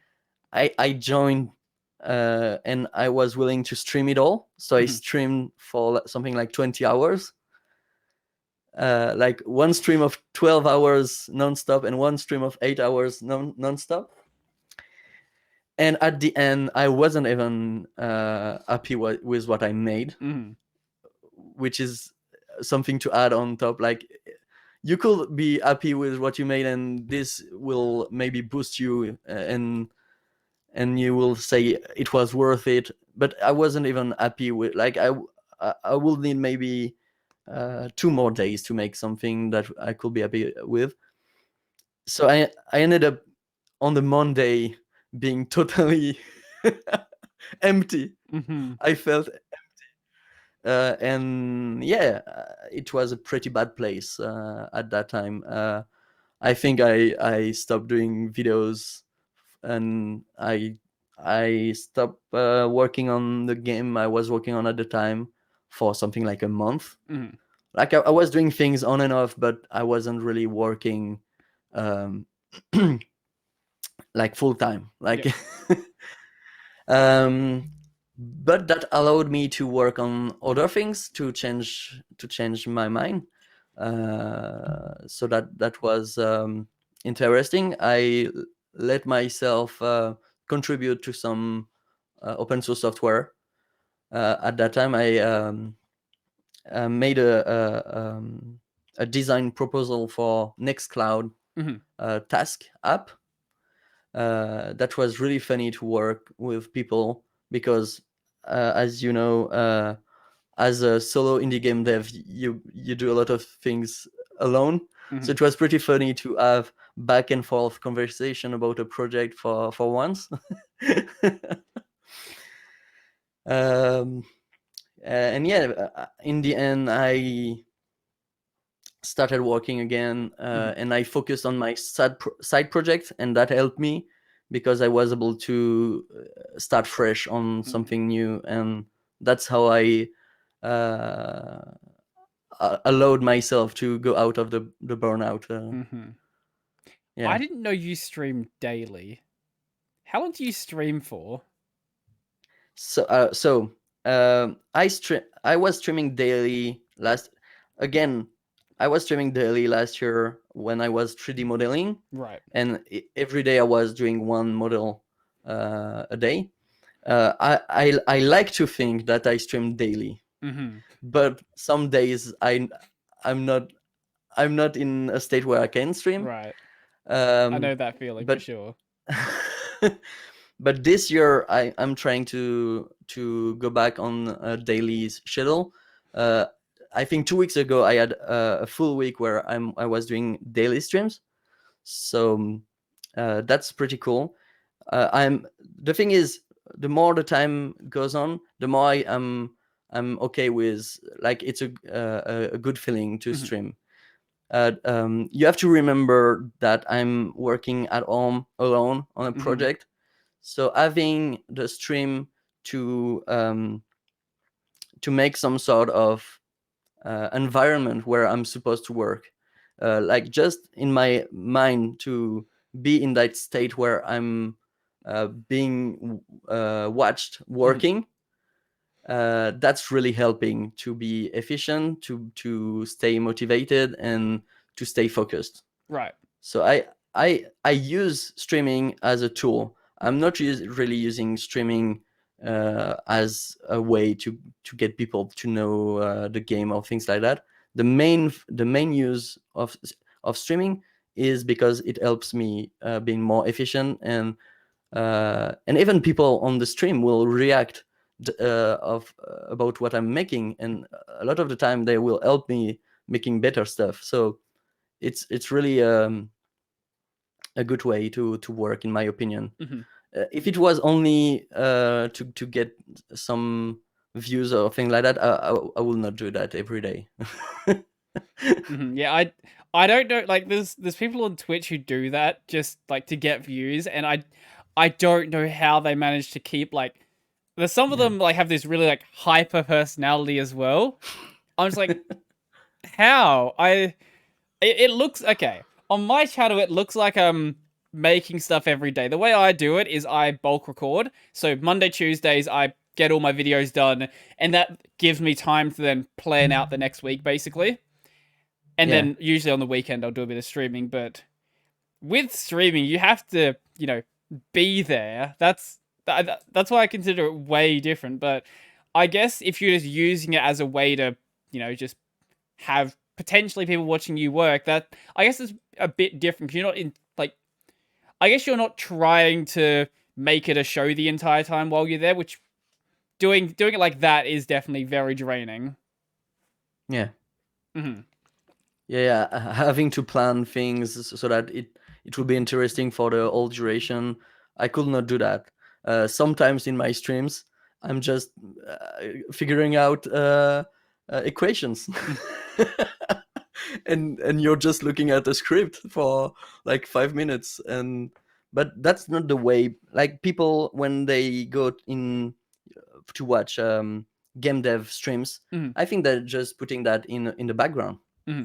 and that's the way I use it. I watch a lot of streams myself, and it's really cool to have someone working, like, again, in that working environment, that put you in that working environment. You have someone creating. You can chat if you want some interaction with the person, and you can just work on your project and have that on the side. And I think that's the way most people use that kind of stream. Hmm. It's not like, as you said, hyperactive streamers, where that's your main activity. You're watching that full screen. Hmm. That I think that's really different Hmm. cases.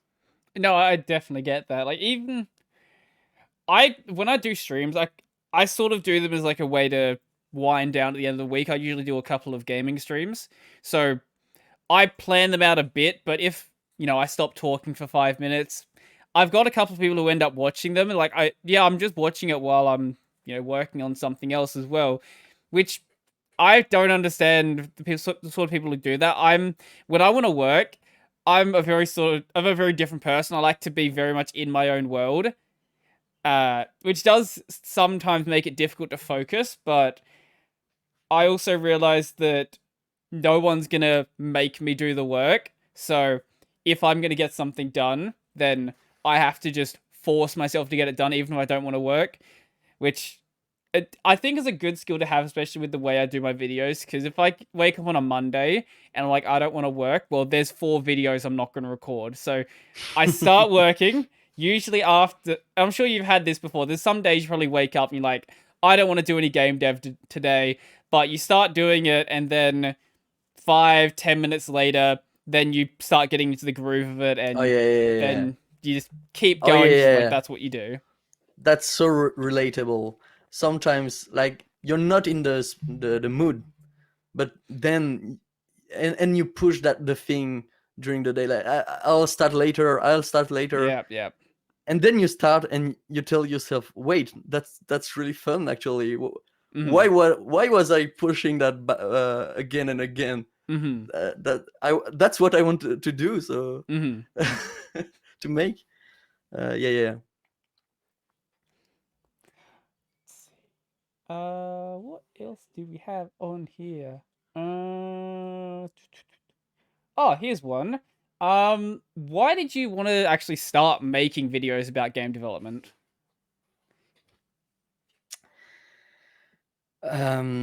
So put things like into perspective, I'm a one man development studio.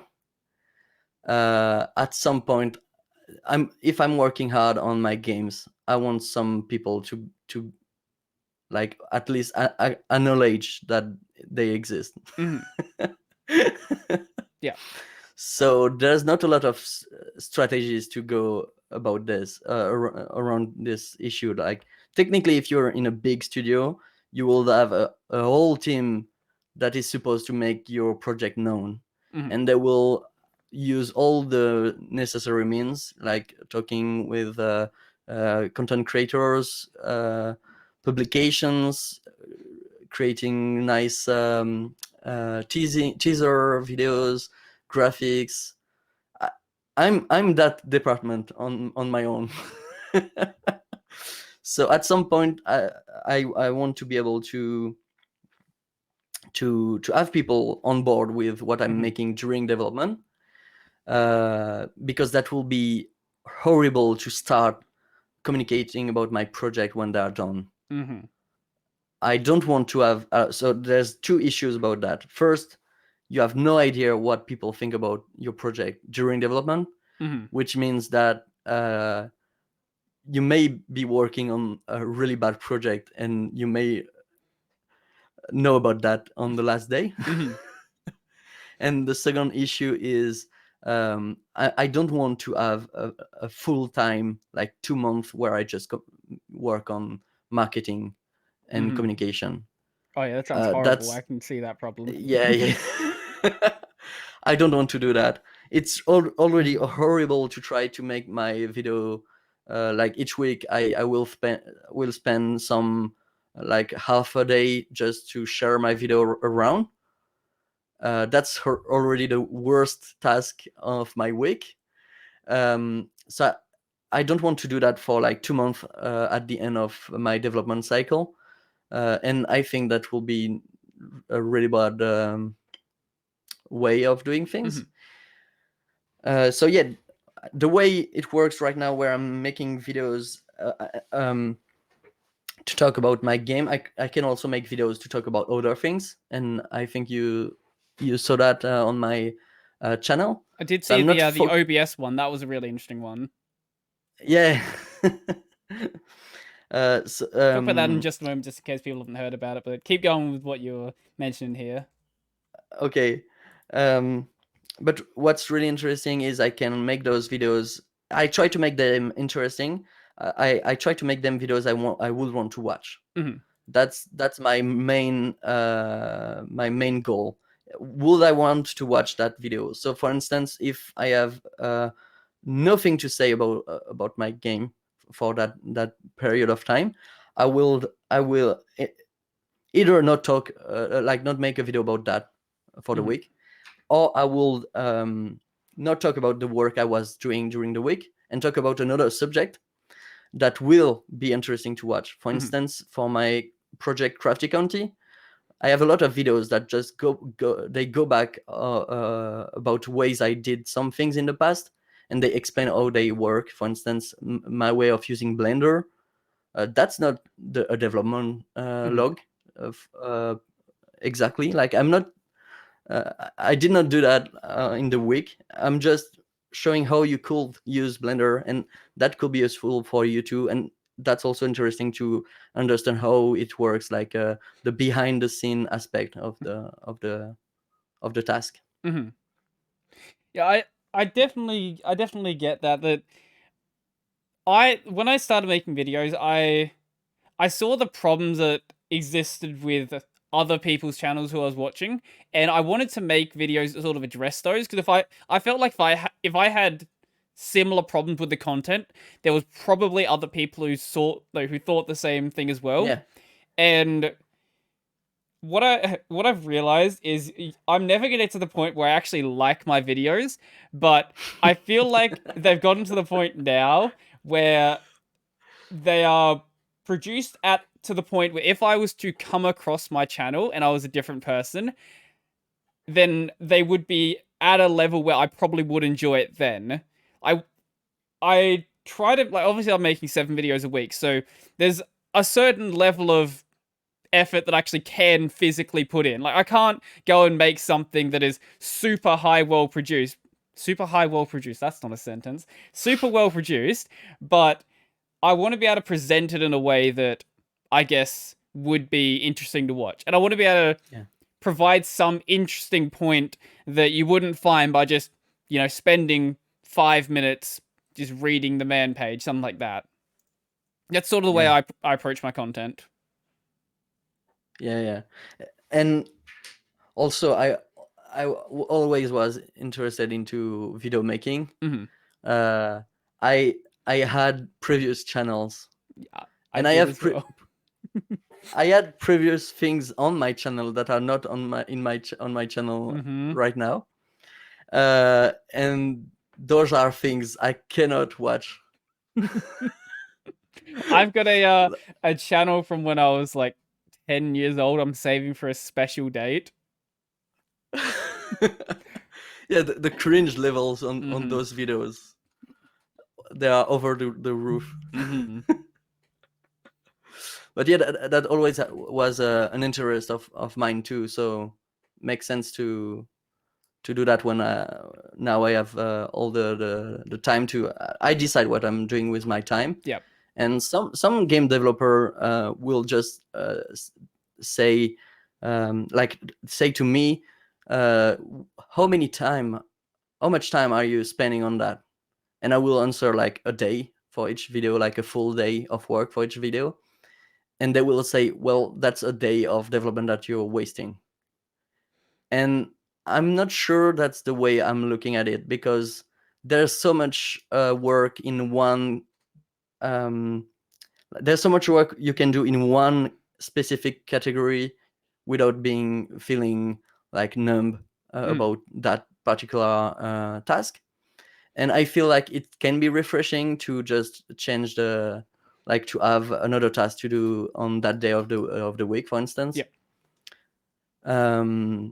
So I'm not sure it's a like a zero sum game. How do Yeah. you call Yeah, yeah, zero sum that's game. the Yeah. yeah. I think if I spend one day on that task, that's not a full game development day lost. Mm-hmm. And I get some inputs from users and from people watching my videos that will help me making a better game, and also that will force me to having something to show Mm-hmm.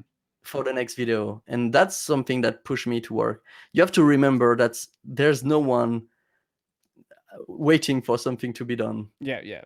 No one. I could just spend 4 months not doing anything. No one will complain, and at some point I will just have to take a full-time job to pay for my expenses. So I have to find some tricks as the stream, as we were talking about the stream before. Mm-hmm. I have to find some tricks to force me to have something to show. Yeah, yeah. That makes a lot of sense. That's why I try to keep myself on a schedule, because, like, I say Monday, Tuesday, this is when I'm recording videos. No matter what happens, this is when it's happening. And I know what happens if I don't have a schedule. What's going to happen is nothing's going to get done. And I've Yeah, definitely dealt with the exact same problem as well. Like, when I actually did it was a 6-month contract web dev job, and I was the one of the 2 developers on the team, and the other developer, I was basically doing his work anyway. So effectively, I was the one dev on the team, and he was effectively the supervisor. And all I had to do, I had like an hour sheet where I would say like, here's how many hours of work this week. But he didn't check the work for like 3 months, which meant I had a lot of control over how much work I could do. And I don't know how I managed to get through that, actually getting the project done, because I that's was, a lot of incentives to not work. it is, because especially with how much I was getting paid per hour, like, so I was getting paid as it was a research assistant, so I was effectively getting paid like as a assistant to a professor, which is a lot of money. Um, and I pretty much had full control. I don't know how I managed to get through that. I think it was I think what I tried to do was just say, okay, even though I'm working from home, I'm gonna set myself working hours. Like I'm working from Yeah. I think I was doing like 10 to 3 or something. I wasn't working full time, but I was assigned like here are the times I'm going to be working, and at that time, that's when I work. Different people have different ways of addressing it, and I'm trying to get myself back into a schedule with the YouTube stuff, because what ends up happening is even though I do my video production on Monday, Tuesday, it's the other stuff along with that that ends up just creeping into the rest of the week and taking up more time than it should. Like the video editing sort of like Yeah. takes longer than it needs to, and then the thumbnails and the planning for the next week all ends up Yeah. creeping into like if you let a task go, it's gonna fill up how much time you have, basically. Yeah. And I can totally relate with what you just said, because I try to have a schedule where I want to publish my videos on Saturday, like one video every Saturday, and sometimes they are out on Monday. And and my Sunday was just working on the videos, and but in a way where I have the time. As you said, it will feel in my head. I try to have Sunday as a day where I can just not touch any computer or anything.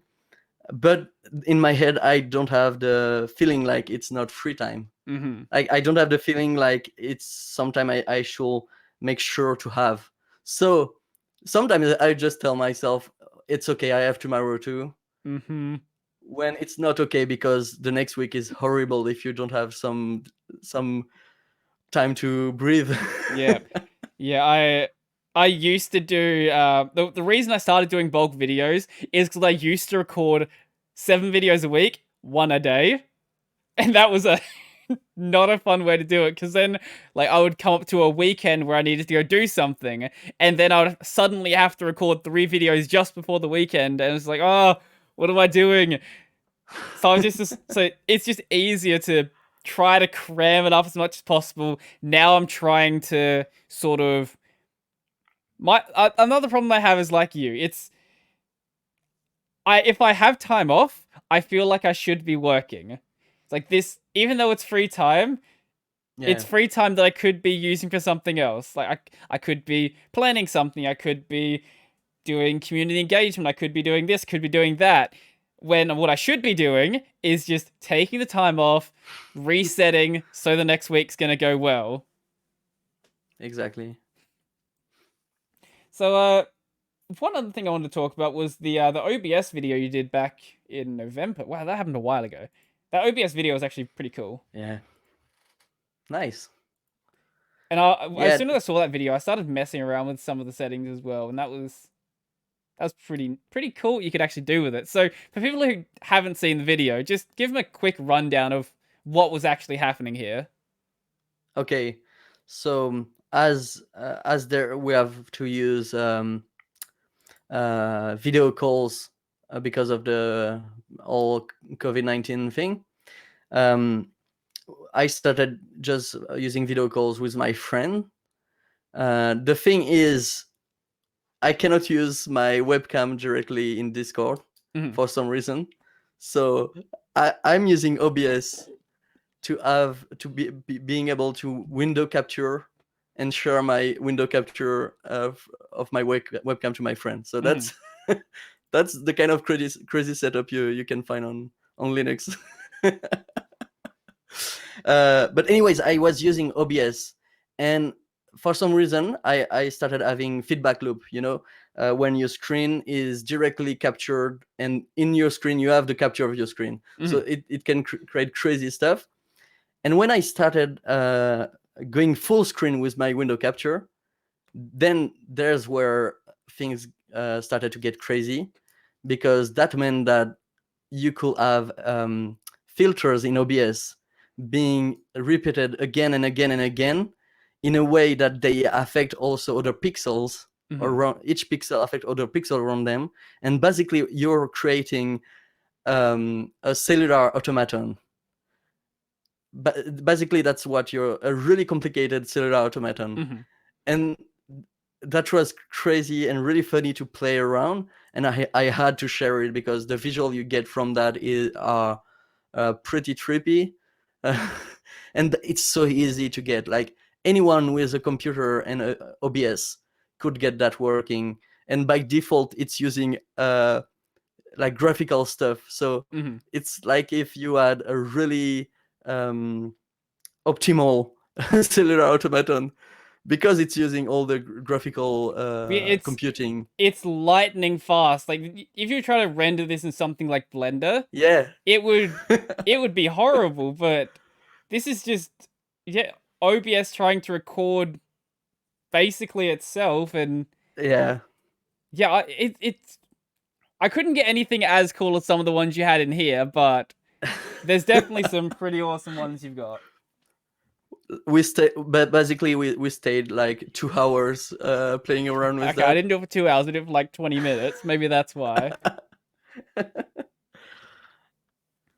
Yeah, and that's the kind of thing. So I have a video series called Tinkering, Hmm. and that's the first video of that series. And I try to share the funny stuff I come across that are not specifically game dev related, Hmm. and that are just cool stuff you can do with technology and things like that. So recently I shared my theme for Big Box that we talked about earlier, Yep. and the last video was how I found a cool way to use an automate noise reduction filters, and I was pretty happy with the solution I found. That because there's this command line tool called SOX Hmm. that is an audio. Like in my mind, I see that as the audio equivalent of FFmpeg. Like you can really do anything with audio files with that Would you say tool. it was called? I don't think I've heard of this one. It's SOX, SOX. Ah, SOX. Okay. Oh yeah. Okay, I found it. Cool.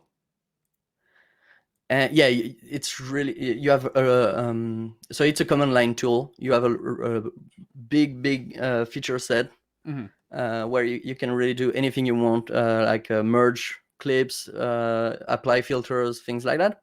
So I wanted to use that to automate my, as I said before, automate my noise, like sound production, post production, Hmm. because you cannot really automate with Audacity.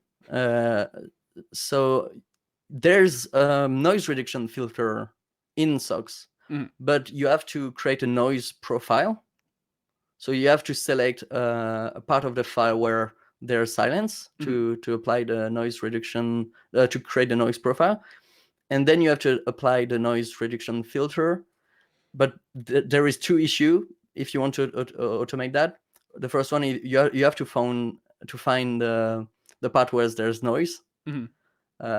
So I explained that in my videos where I just cut the file in a lot of pieces and try to find the piece with less volume so that I can have noise.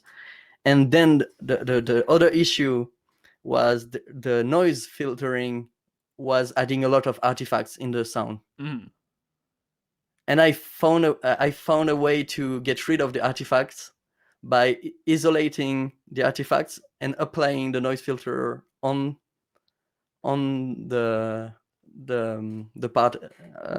I explained that really well in in the video. So But good. We're basically, 2 hours into a podcast. It's fine if you can't perfectly explain it at this point. yeah. But basically, it was a pretty cool way of using the tool that was not Mm. intended, and really adding value. So that's why I made a video about that. Hmm. Yeah, I'll have to check socks out. Right now That's a really cool tool. I'm not doing much in the way of editing. I try to do everything I can during the recording. So, actually, can I show you? Maybe. No, because it's not my monitor's in the way. Um, I mentioned that I have this mixer board over here. So this mixer board, I have things like EQ, so I can like mess with it like Oh, that. So nice. now there should be more bass in here. I've got like an effects knob here, so I can do things like that. Let's here we go.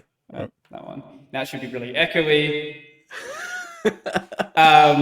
Yeah, that's pretty cool. So that was my recent purchase. That's why I've got an XLR mic here. But with OBS, like I try to do all things like I could obviously move my webcam in post, but I'd much rather set up just overlays where I know it's going to work. And if I know there's going to be things that I can automate in OBS, it's going to be much easier to do it like that. But when it comes to doing audio editing, there's a lot of things I should be doing that I just haven't really found a convenient way to do at this point. But looking Okay. at something like this might not be a bad idea. Yeah, that's a pretty cool tool. You can really do all the automate stuff you will think of with that tool. Do I have anything else on the list? Have we made it through basically everything? I think we might have made it through basically everything, actually. Well, that works out to be... Oh, actually, one thing. Minimal. Yeah. Because that... You mentioned that you had a video on that. I did watch it. It looked pretty cool. I tested it out for like 5 minutes. It looks pretty cool. But... people have no idea what minimal is. Tell people what minimal is. Okay, so I contribute to some open source project. I release some open source stuff myself. Some small tools that people can use, things like that. But when it comes to big open source idea and project, with my friends, we wanted to have a way to create them and share them around and maintain them that is consistent and reliable. So we founded a non-profit organization called Opia, AUPYA. And that with that non-profit organization, we created and we are maintaining an extension. That's our main project, an extension called Minimal. Minimal is an add-on mostly for Firefox for the time being, and this add-on will basically try to create a minimal internet experience for you, because there's a lot of platforms online right now that are that seems to be trying to use cognitive biases of users to increase use time, to increase engagement, and it ends up in the users not really choosing with their conscious mind, let's say, that they want to use the platform more, or that they want to see one more video. So we have cases, and that's the easier way to put it. We have cases where you end up sleep deprived because you were watching videos until like 4 a.m. or something. Like it happens. You can still be watching videos, but really, if you think about it, your mind will try to explain that in a way that it was your choice, because that's how we work. We want to be in control. So you'll begin telling yourself, yeah, it was my choice. I wanted to watch those videos, things like that.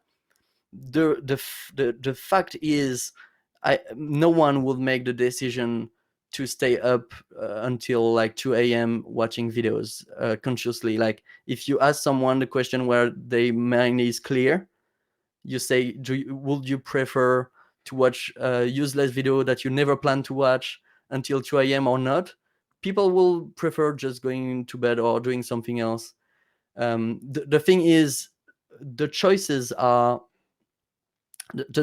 seems to be a bit manipulated with the way algorithm seems to be recommending exactly the thing you want to click on based on your interest. Exactly, and even the design of the websites will trick you into thinking that you want to watch another video. And a perfect example of that is on YouTube, where when you go on a video on YouTube now, you have an arrow to go to the next video. I don't know if you saw that before. It's not in playlist. That's the crazy part. It's not in playlist. You go on any video, they now put a next video arrow on the bottom left part of the screen, which means that they get you into a state, into an environment where it's expected to watch one more video. There's one next video. Technically, that makes no sense.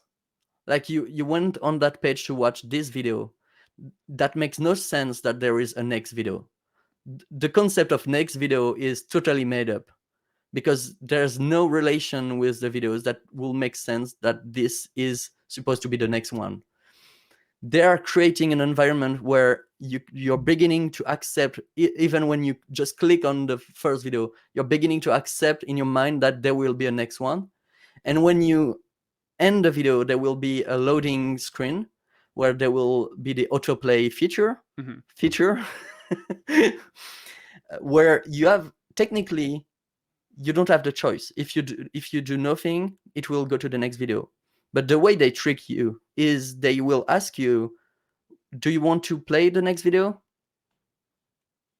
And by default, you do nothing, and it will play the next video. But in your mind, it's really important to understand that in your mind, you were given the choice, and you chose to watch the next video.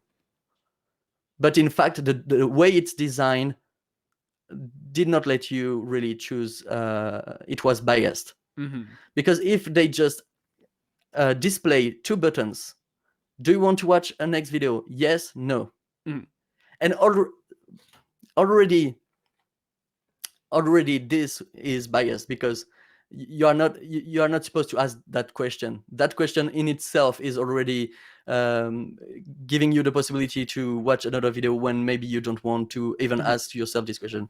But if you were to have the question asked with just one yes or no question, then you will maybe never watch the next video, or maybe the default behavior will not be to let the video happen.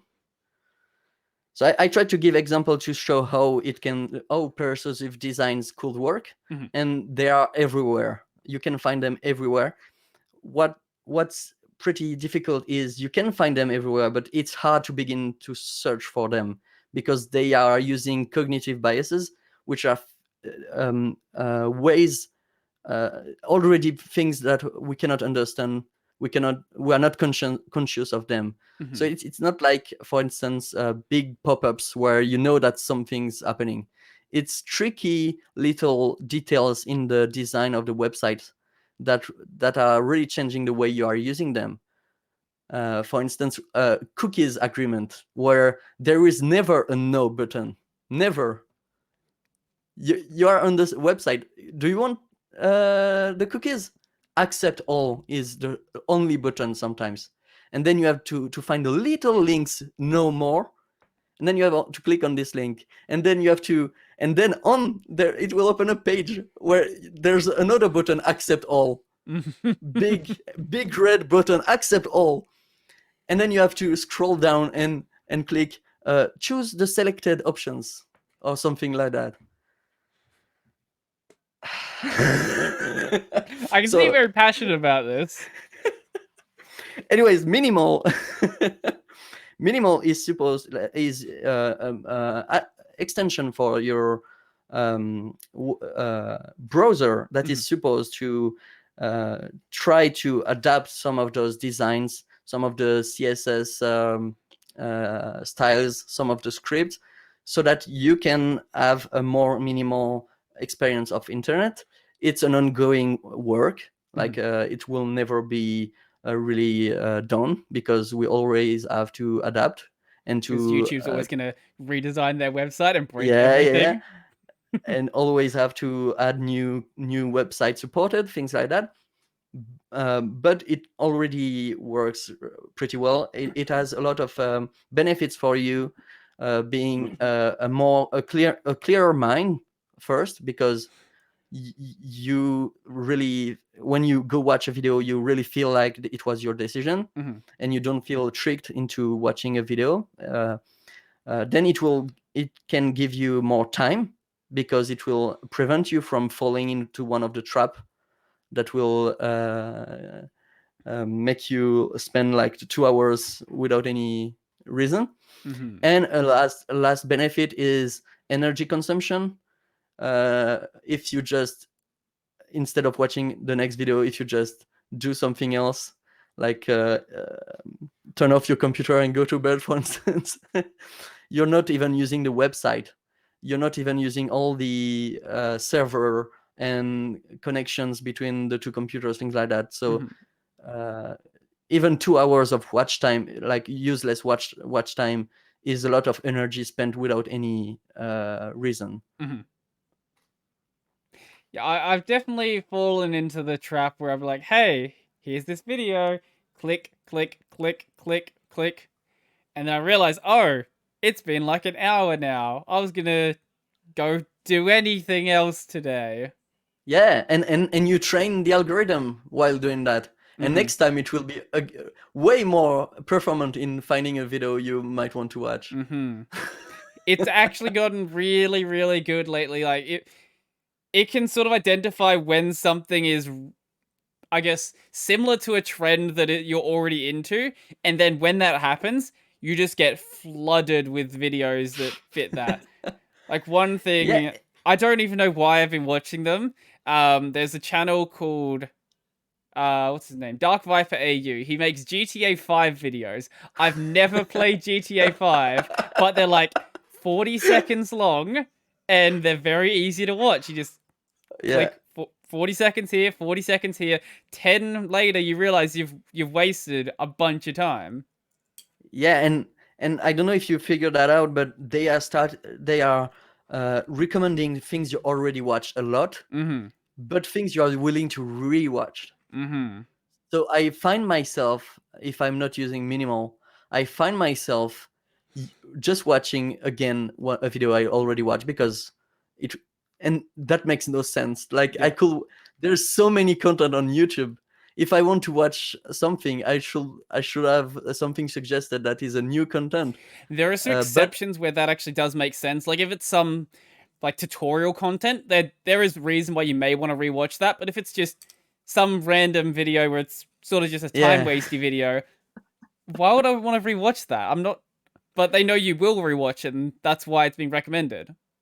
and what make me feels like it's a really dangerous thing, like it's a really big concern, is we don't know like, again, it's a proprietary software. YouTube is fully proprietary, maybe not fully, but the algorithm we're talking about is proprietary, and the way they're making sure people are not abusing it is by obfuscation. They're making sure no one knows how that works, Hmm. and this is really dangerous, because we can just speculate. We cannot do anything else. We can just speculate on how it works. In my opinion, I think it's working using deep learning, machine learning algorithms that are um, tailor made for each users. I don't know if I cannot say that it's how they work, but the way they talk about it, the way they talk about how they cannot really control exactly how it worked, Hmm. really makes me think of machine learning being used in there.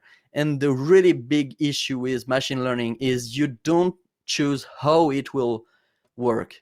You Hmm. choose what it will make, but you don't choose how it works. Hmm. And that's okay for instance, reading a text, Hmm. like making a machine learning algorithm to read a text. That's pretty cool, because you have 26 letters. You don't really care how they figure out that it's a B, or C. Hmm.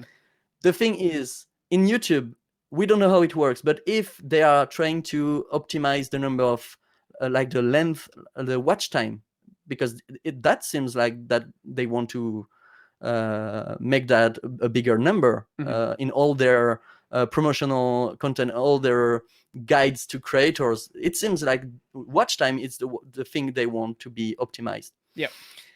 If they tell the algorithm optimize watch time, then the algorithm, they don't choose how it will work. If they are using machine learning, they don't choose how they do that. And that means that they will by default use all the bias we have as humans.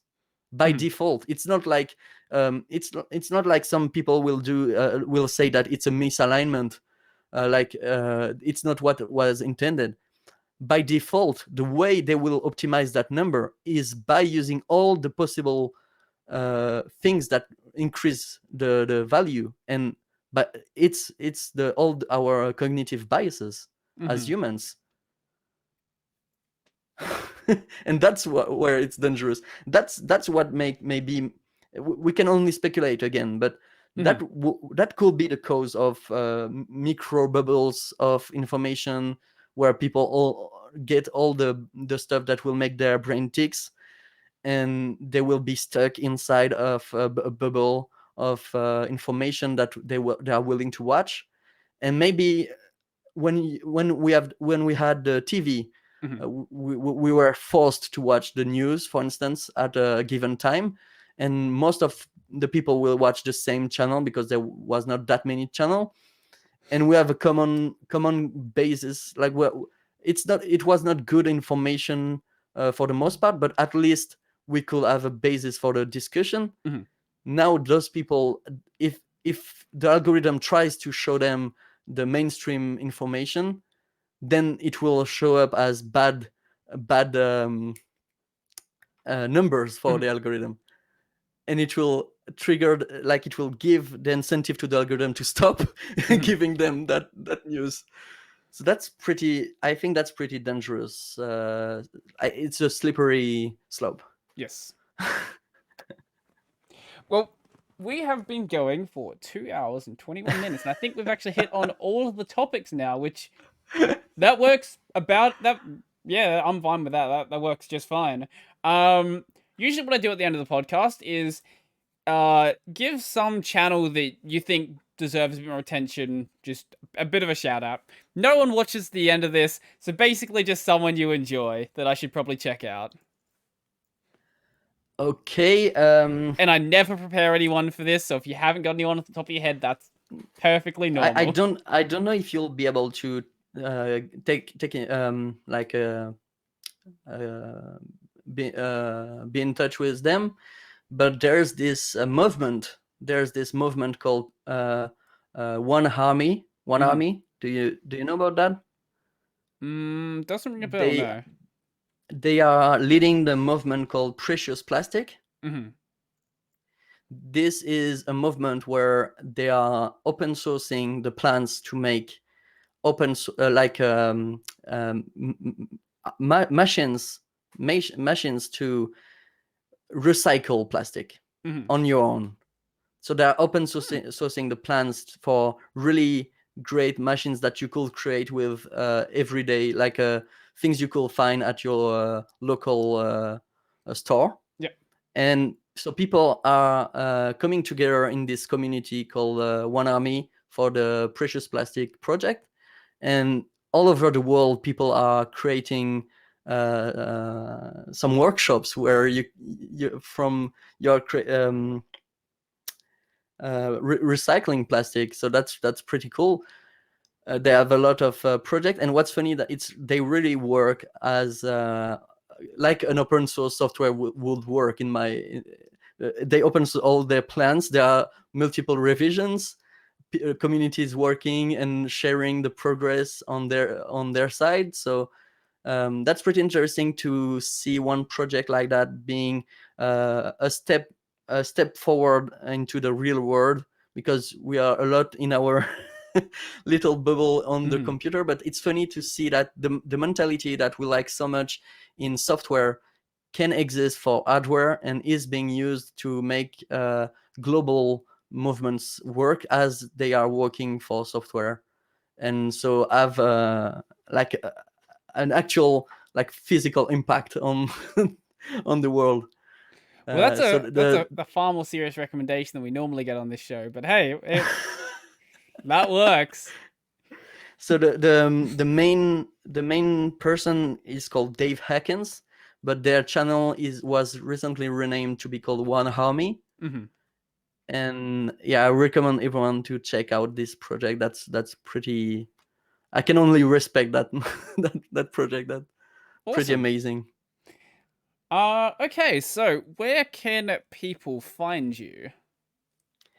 Yeah, we talked a lot about the behind the scene, but if you want to know more about the actual games, what they look like, and what I'm working on, you can find all my work either on Twitter, where I share little gifs of what I'm doing, on YouTube for weekly videos, including my devlogs, and on Twitch for the live streams.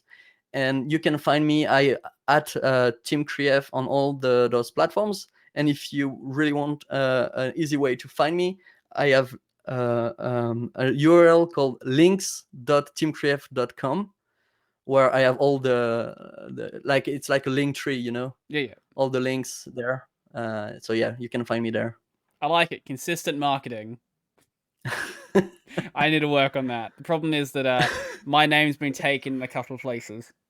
Yeah, you know that you don't even have your takeover T channel on your YouTube channel header. Don't I? Wait, really? When you go to your main YouTube channel, I think you don't have a link for takeover. I have it in like the thing on the side, but yeah, I should put it in my banner, shouldn't I? That's a. I should do that. Okay, I'll fix that tomorrow.